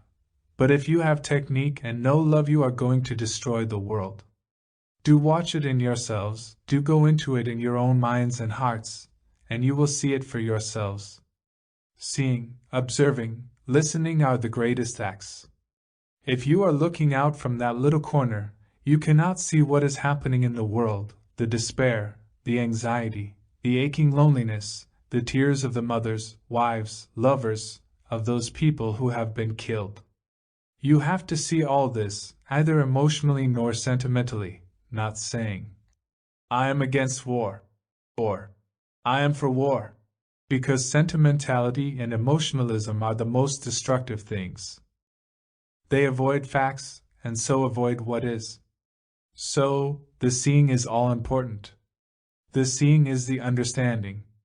You cannot understand through the mind, through the intellect, or understand through a fragment. There is understanding only when the mind is completely quiet, which means when there is no image. Seeing destroys all barriers. As long as there is separation between you and the tree, between you and me, and between you and your neighbor, the neighbor 1,000 miles away or next door, there must be conflict. Separation means conflict, that is very simple. And we have lived in conflict. We are used to conflict and to separation. India sees itself as a geographical, political, economical, social, cultural unit, and the same goes for Europe, and America, and Russia. They see separate units, each against the other, and all this separation is bound to breed war. This does not mean that we must all agree, or if we disagree, that I am doing battle with you. There is no disagreement whatsoever, or agreement, when you see something as it is. It is only when you have opinions about what you see that there is disagreement, and that there is separation. In seeing a tree, when you actually see it, there is no division between you and the tree, there is no observer seeing the tree. Observe for yourself a tree, a flower, the face of a person. Look at any one of them, and so look that the space between you and them is non-existent. And you can only look that way when there is love, that word that has been so misused. When you have this sense of real observation, real seeing, then that seeing brings with it extraordinary elimination of time and space, which comes about when there is love. And you cannot have love without recognizing beauty. You may talk about beauty, right, design, but if you have no love, nothing is beautiful. Being without love means that you are not totally sensitive. And because you are not totally sensitive, you are degenerating. You are degenerating because you are not sensitive to the whole process of living. Our fundamental problem, then, is not how to stop wars, not which God is better, not which political system or economic system is better, not which party is worth voting for. The most fundamental problem for the human being, whether he is in America, India, Russia, or anywhere else, is this question of freedom from the little corner. And that little corner is ourselves, that little corner is your shoddy little mind. We have made that little corner, because our own little minds are fragmented and therefore incapable of being sensitive to the whole. We want that little part to be made safe, peaceful, quiet, satisfying, pleasurable, thereby avoiding all pain, because, fundamentally, we are seeking pleasure. If you have examined pleasure, your own pleasure, have observed it, watched it, gone into it, you see that where there is pleasure, there is pain. You cannot have one without the other, and we are always demanding more pleasure, and therefore inviting more pain. And on that we have built this part, which we call human life. Seeing is to be intimately in contact with it, and you cannot be intimately, actually in contact with it if you have concepts, beliefs, dogmas, or opinions. So what is important is to see and to listen. Listen to the birds, listen to your wife's voice, however irritating, beautiful, or ugly. Listen to it and listen to your own voice, however beautiful, ugly, or impatient it may be. Then out of this listening you will find that all separation between the observer and the observed comes to an end. Therefore no conflict exists, and you observe so carefully that the very observation is discipline. You do not have to impose discipline.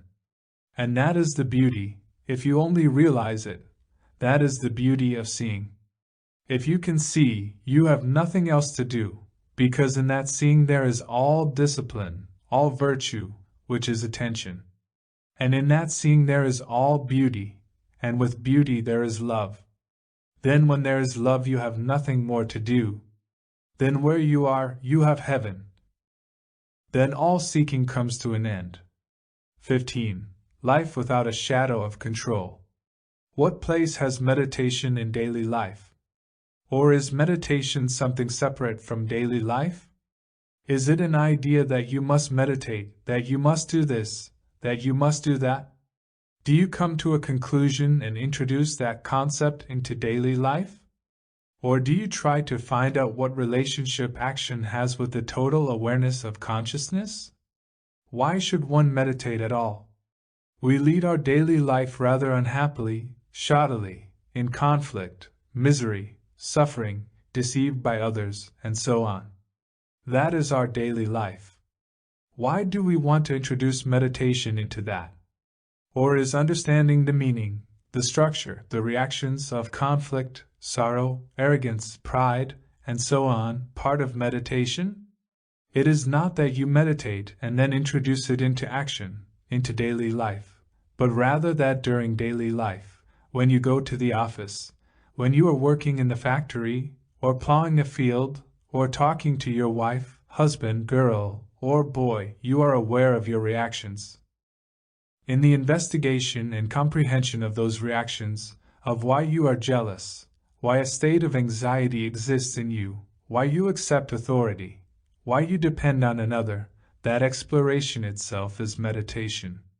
It is not the other way round, and it is not an intellectual understanding.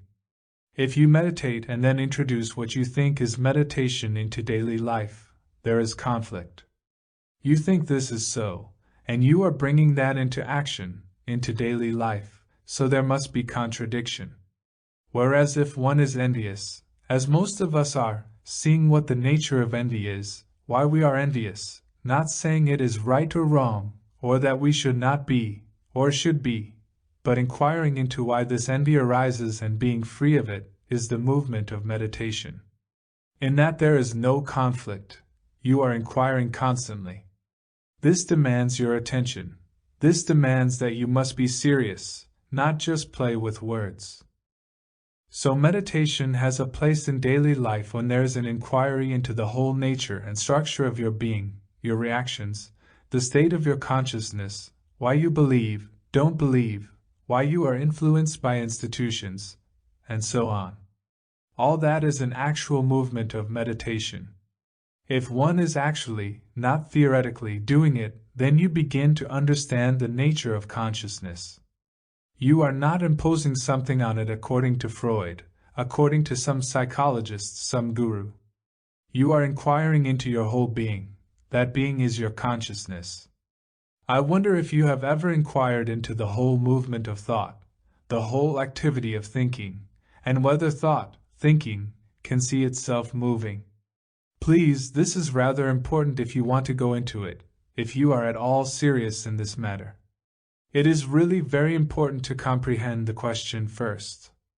I can say, I am aware of my consciousness. Through my belief, through my fears, through my pleasures, through my sorrow. I can be aware of the content of my consciousness by saying, yes, I am afraid, I am greedy, I suffer, I am arrogant, I have pride, and so on, which is the content of consciousness of which I am aware. In doing that, I am different from my consciousness. So there is the me, the observer observing his consciousness. But the me is greedy, the me is anxious, the me is frightened, the me is full of anxiety, uncertainty, sorrow, which is my consciousness, so I am not different from my consciousness. I am not different from what I think. I am not different from the experiences I have had.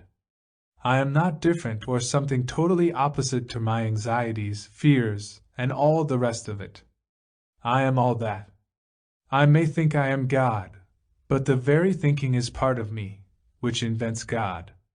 So then, if the observer is the observed, which is the consciousness, the question arises, can that consciousness be aware of its own movements?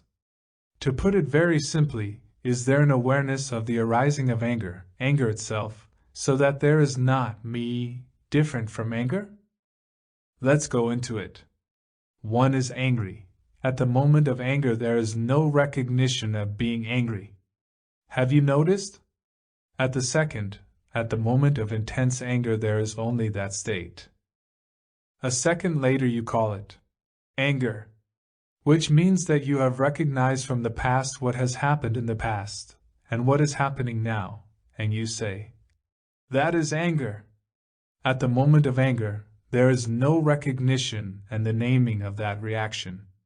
A second later the naming begins. The naming is from the past.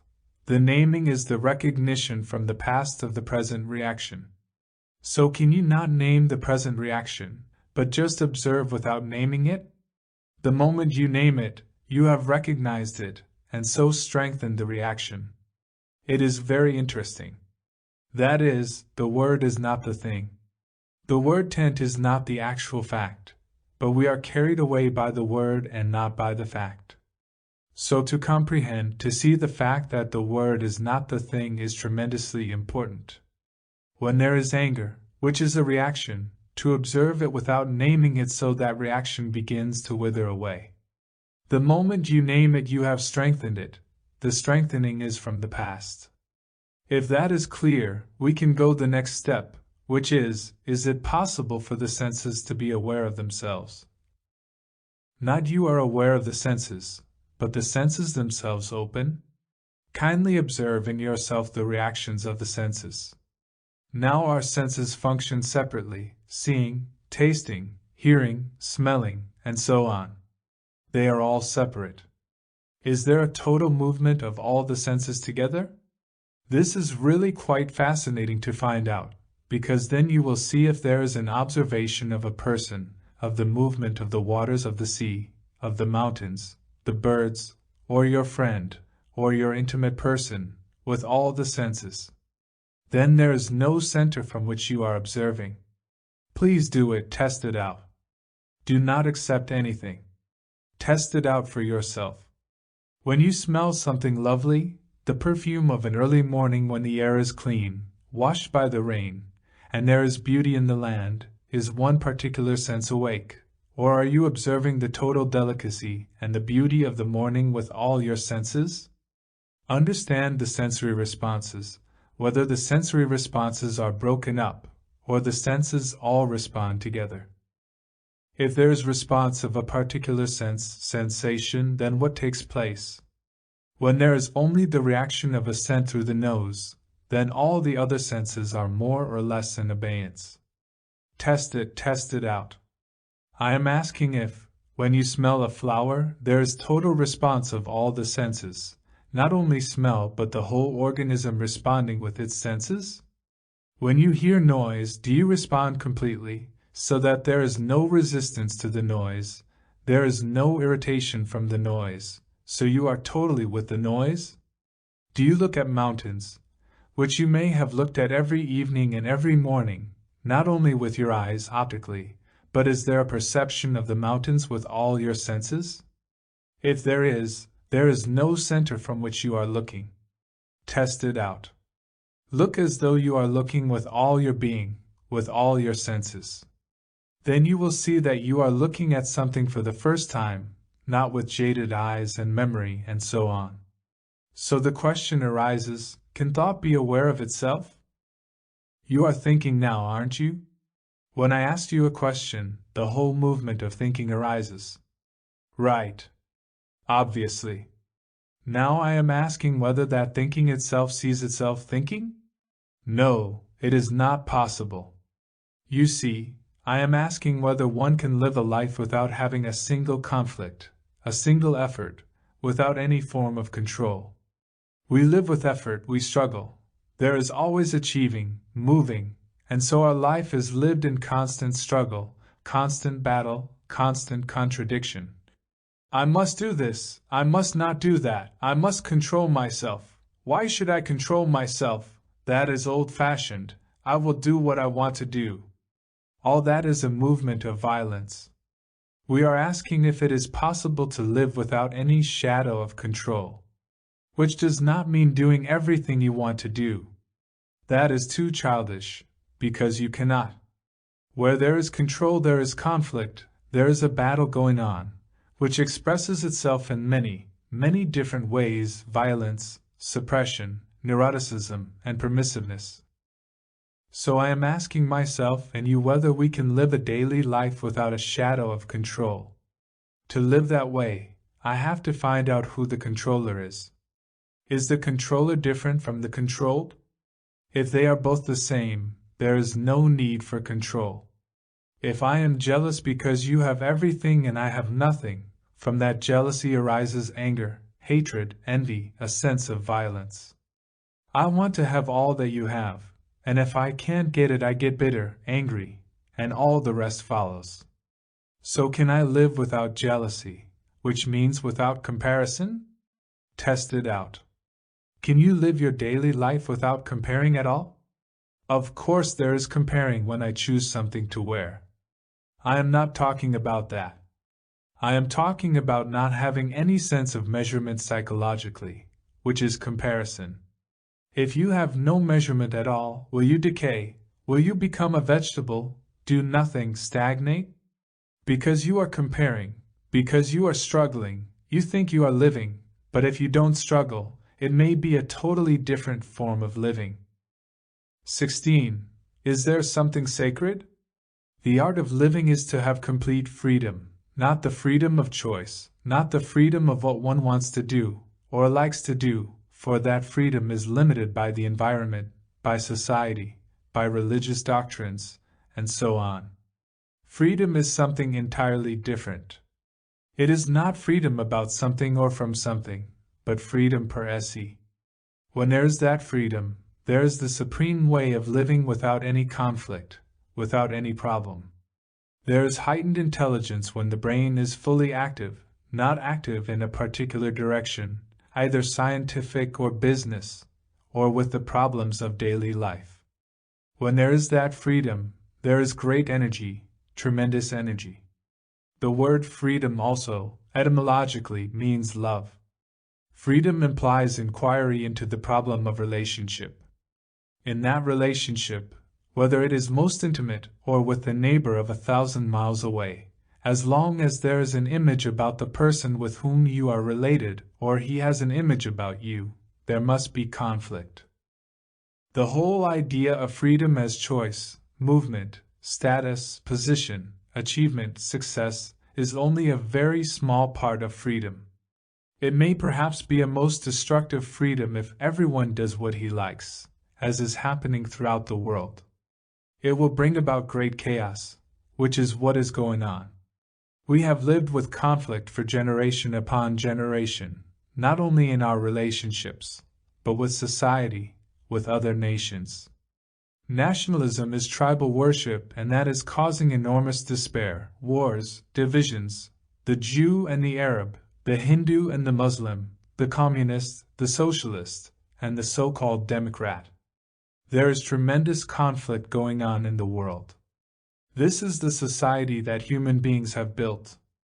Society is not something that comes out of the air.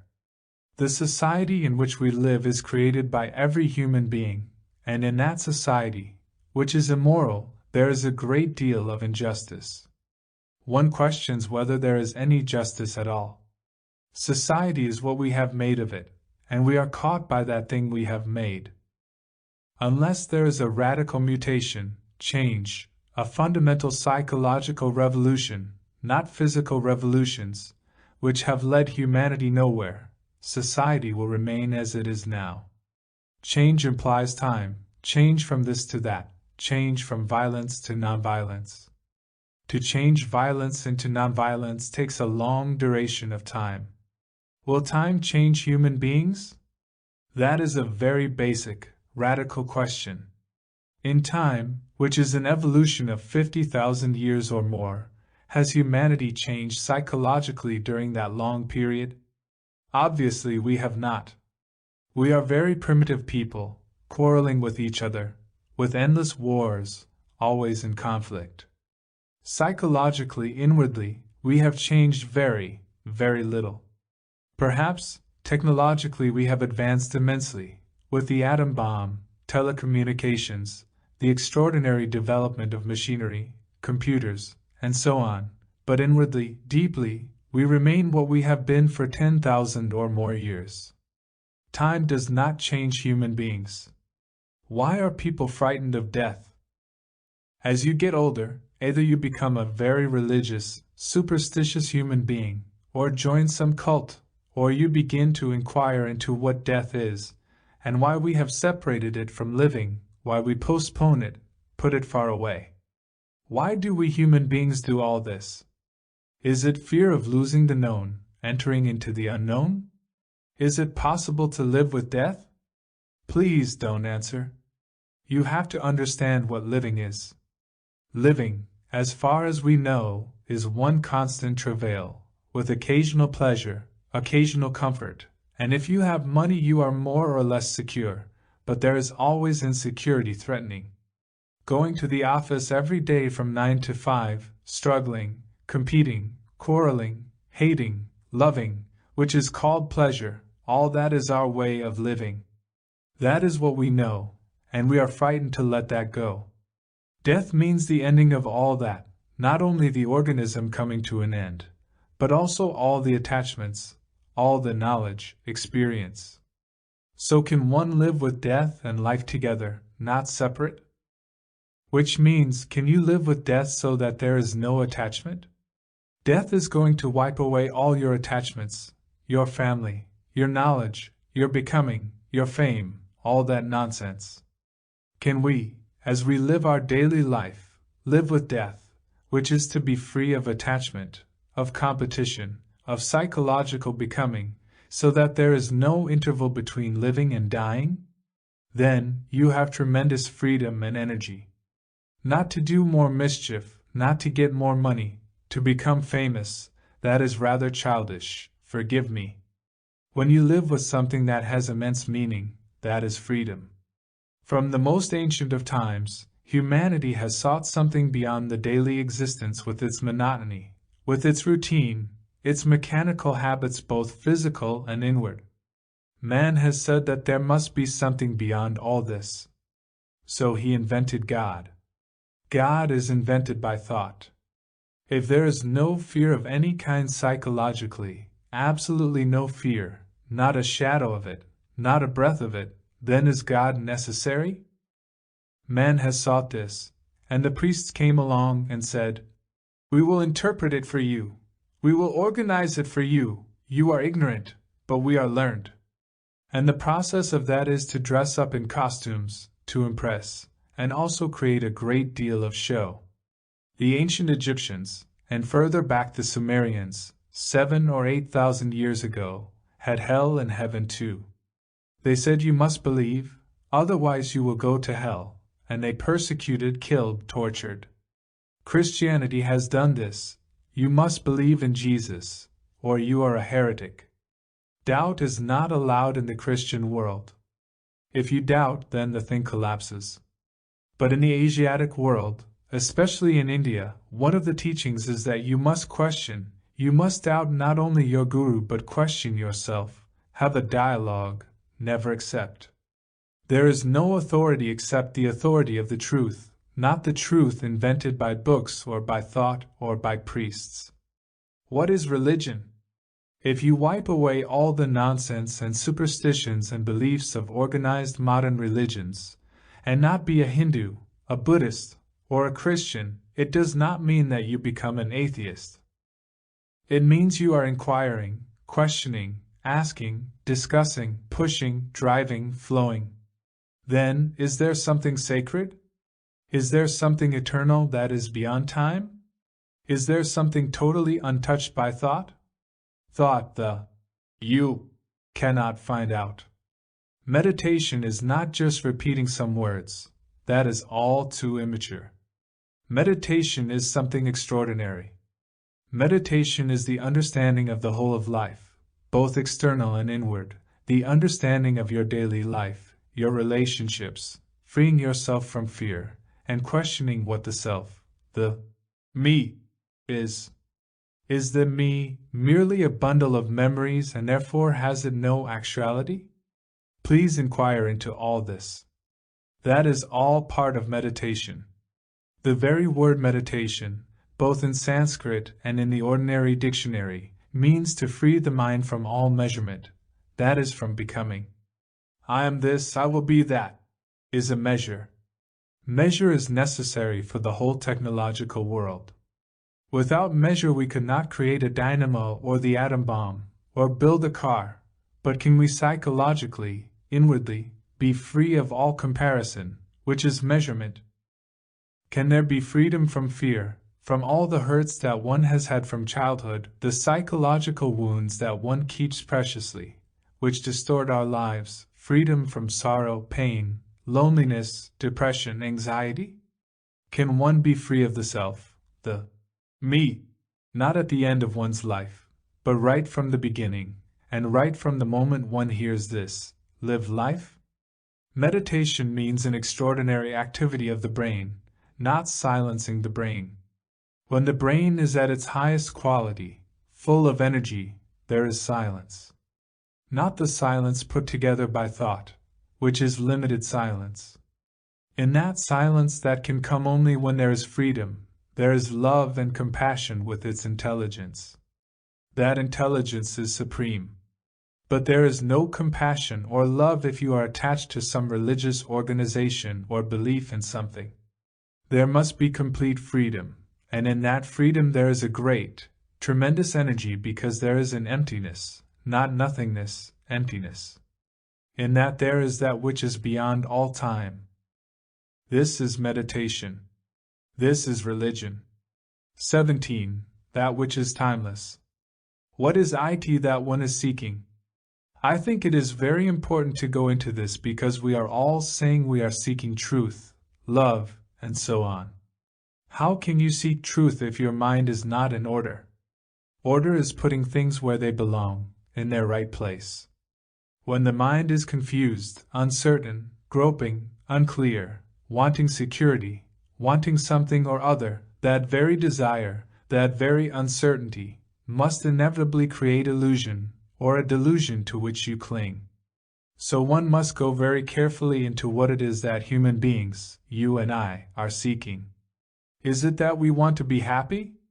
Is it because we are so unhappy, miserable, in conflict, uncertain, neurotic, that we say, "Please tell us how to live a life in which there is happiness"? Is happiness the opposite of unhappiness? If you are unhappy, miserable, living in great pain and anxiety and suffering, you want the opposite of that: clarity, a sense of freedom, happiness, order. Is that what we are seeking? Please listen carefully. Is the opposite something totally different from its own opposite? Or does the opposite have its root in its own opposite? Man has invented the opposite. Not that there is not dark and light, woman and man, and all that, but psychologically, inwardly, the opposite that we want, which we seek, is the projection of what is. If I am unhappy, I want happiness. That is all I know. Caught in this unhappiness, the reaction is to have the other, happiness. That which I want is born out of what is actually going on. So the opposite has its root in what actually is. So the opposite has no meaning. What has meaning is what is. I do not know how to face what is, therefore I invent the opposite. If I know what to do with what is actually going on, then the opposite does not exist. So the understanding of what is far more important than the pursuit of what should be, or the opposite of what is. Why are we unhappy, miserable, quarreling, violent? Why are we like this? That is what is. If I know how to transform what is, then the whole problem is solved. Then I don't have to follow anybody. Then I am a light to myself. So is it possible to solve what is without wasting our energy in the battle of the opposites? It is possible only when you have total energy, which is not wasted in conflict. When I am unhappy, I have a sense of great anxiety. That is what is. To go away from that is a wasting of energy. To understand what actually is, I must use all the energy that I have, then I can go beyond it. Order is necessary in life. Order, as we said, means putting everything in its right place. But we do not know what the right place is. We only know disorder. There is disorder now, wars. Aren't you in disorder yourself, now, in daily life? Now, that is the fact, that is what is going on. And we want order. We think order is the opposite of that. That is, we establish a pattern of order out of disorder. We are disorderly in our conduct, in our thinking, in our behavior, in our outlook, and so on, and we think order is a blueprint of the opposite of what is. In bringing about order as a blueprint, there is always conflict. That is the contributory factor of disorder. Where there is conflict, there is disorder, nationally, politically, religiously, in every direction. So there is disorder. That is a fact. Now can you observe, be aware of that disorder? Not try to change it, not try to transform it, not try to suppress it, not say, "I must have order out of it." But just be totally aware of that disorder in your life. Then you will see that out of that disorder comes order, which is not the opposite. Freedom from authority is absolutely necessary to find out if there is, or if there is not, ultimate truth. And freedom from belief of any kind is necessary, which implies no fear, because belief exists where there is fear, where there is despair. And there must be order. These three things. Then we can proceed to find out what meditation is. What is meditation? Why should one meditate at all? Is meditation something totally unrelated to daily living? Is meditation something you practice?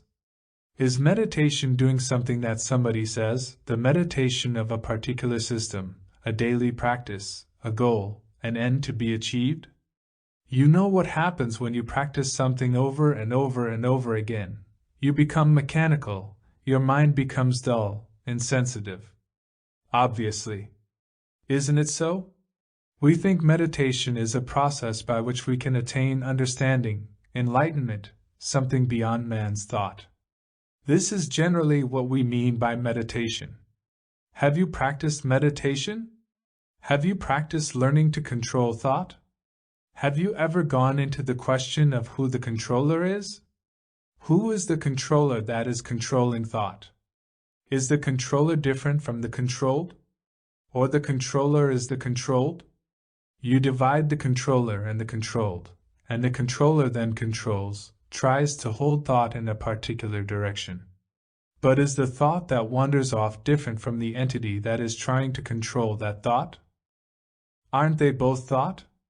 Meditation is to understand the proper place where thought belongs.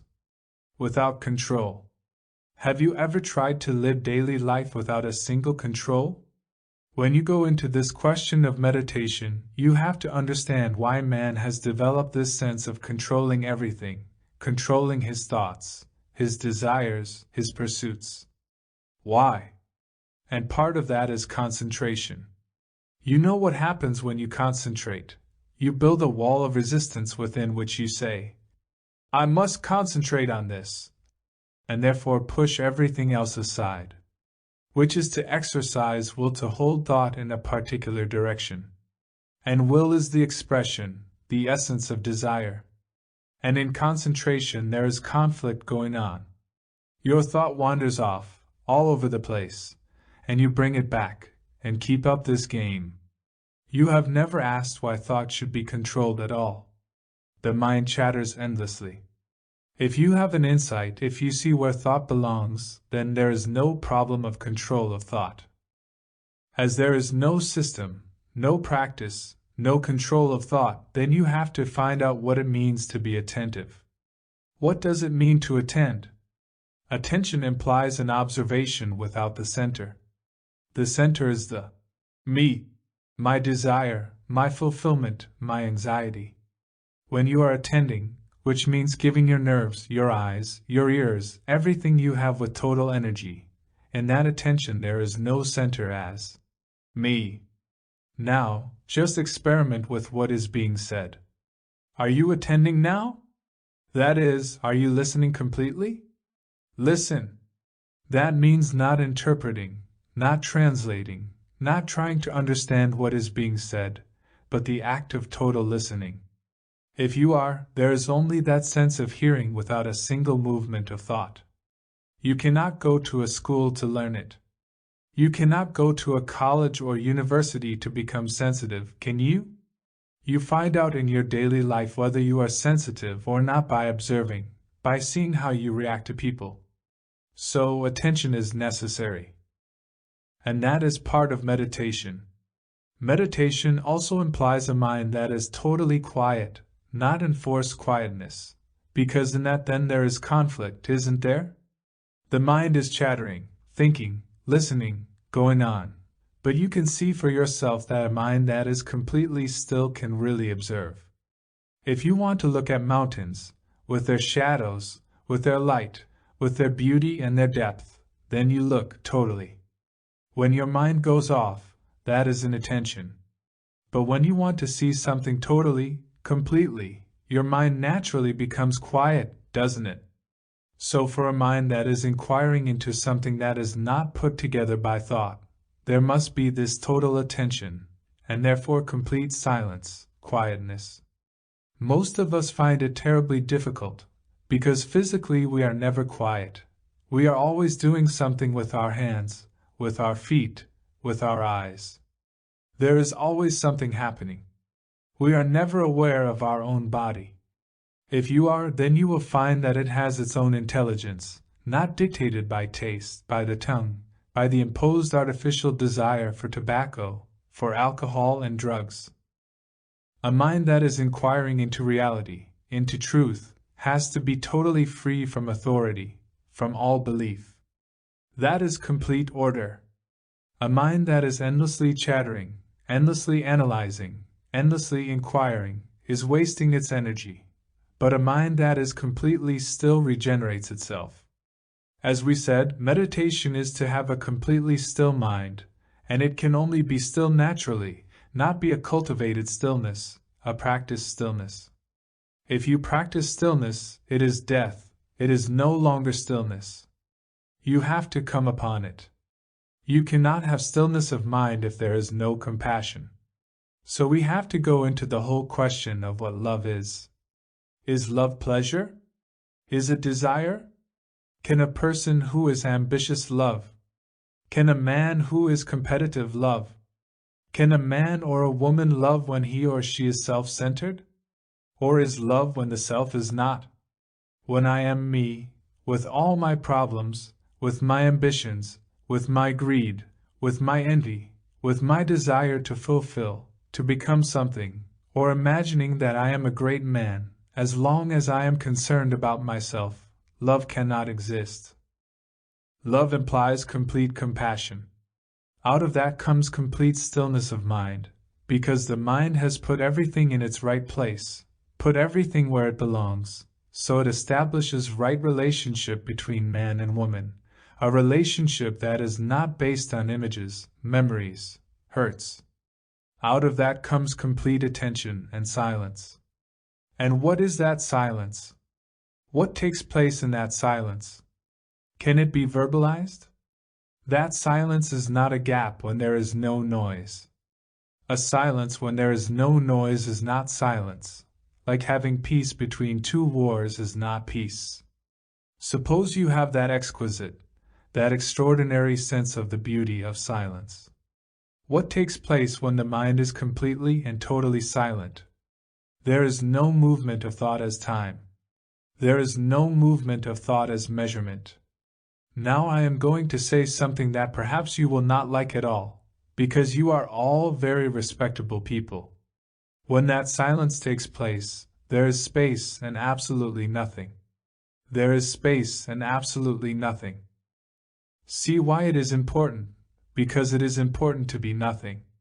Do you understand what I am saying? You are all somebodies. You all want to be something, either professionally, or you have delusions of grandeur. You want to achieve something or become something, realize something, fulfill. Which is all respectability. We are saying that in total silence, there is nothing, you are nothing. If you are something, there is no silence, there is noise, and when there is noise you cannot hear or see. When there is nothing, there is complete stability. It is only when the mind is nothing that there is complete security, complete stability. Only then can the mind find out if there is, or if there is not, something that is nameless, something that is beyond time. One has to live a life daily in which relationship with another has no conflict in it, because all relationship is life.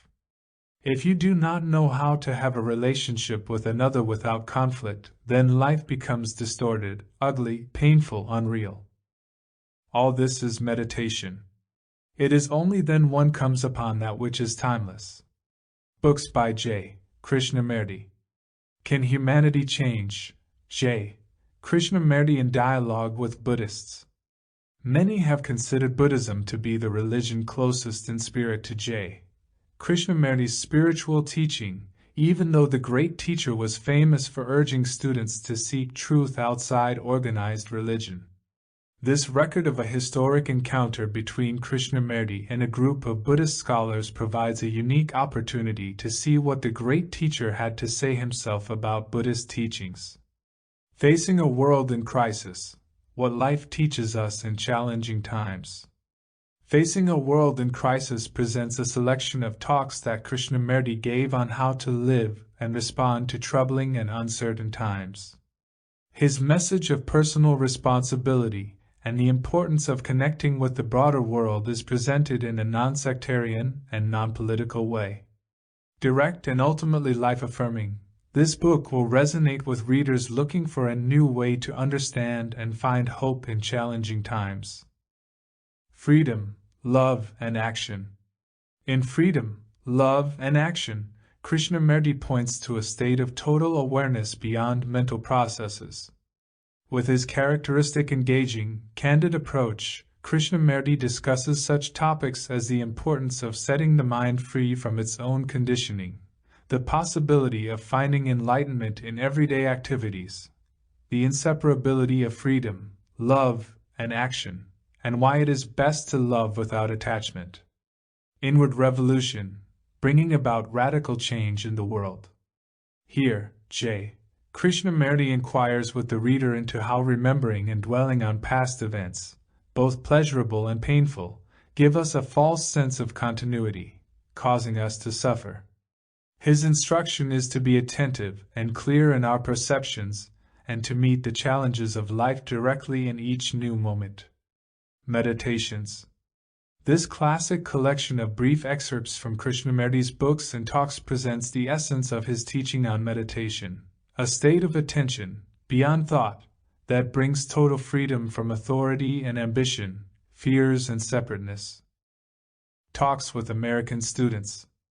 In 1968, a time when young Americans were intensely questioning the values of their society, Krishnamurti gave a series of talks to college students in the United States and Puerto Rico, exploring the true meaning of freedom and rebellion. Collected in this book, these lectures are perhaps even more compelling today, when both adults and young people are searching for the key to genuine change in our world. This light in oneself, true meditation.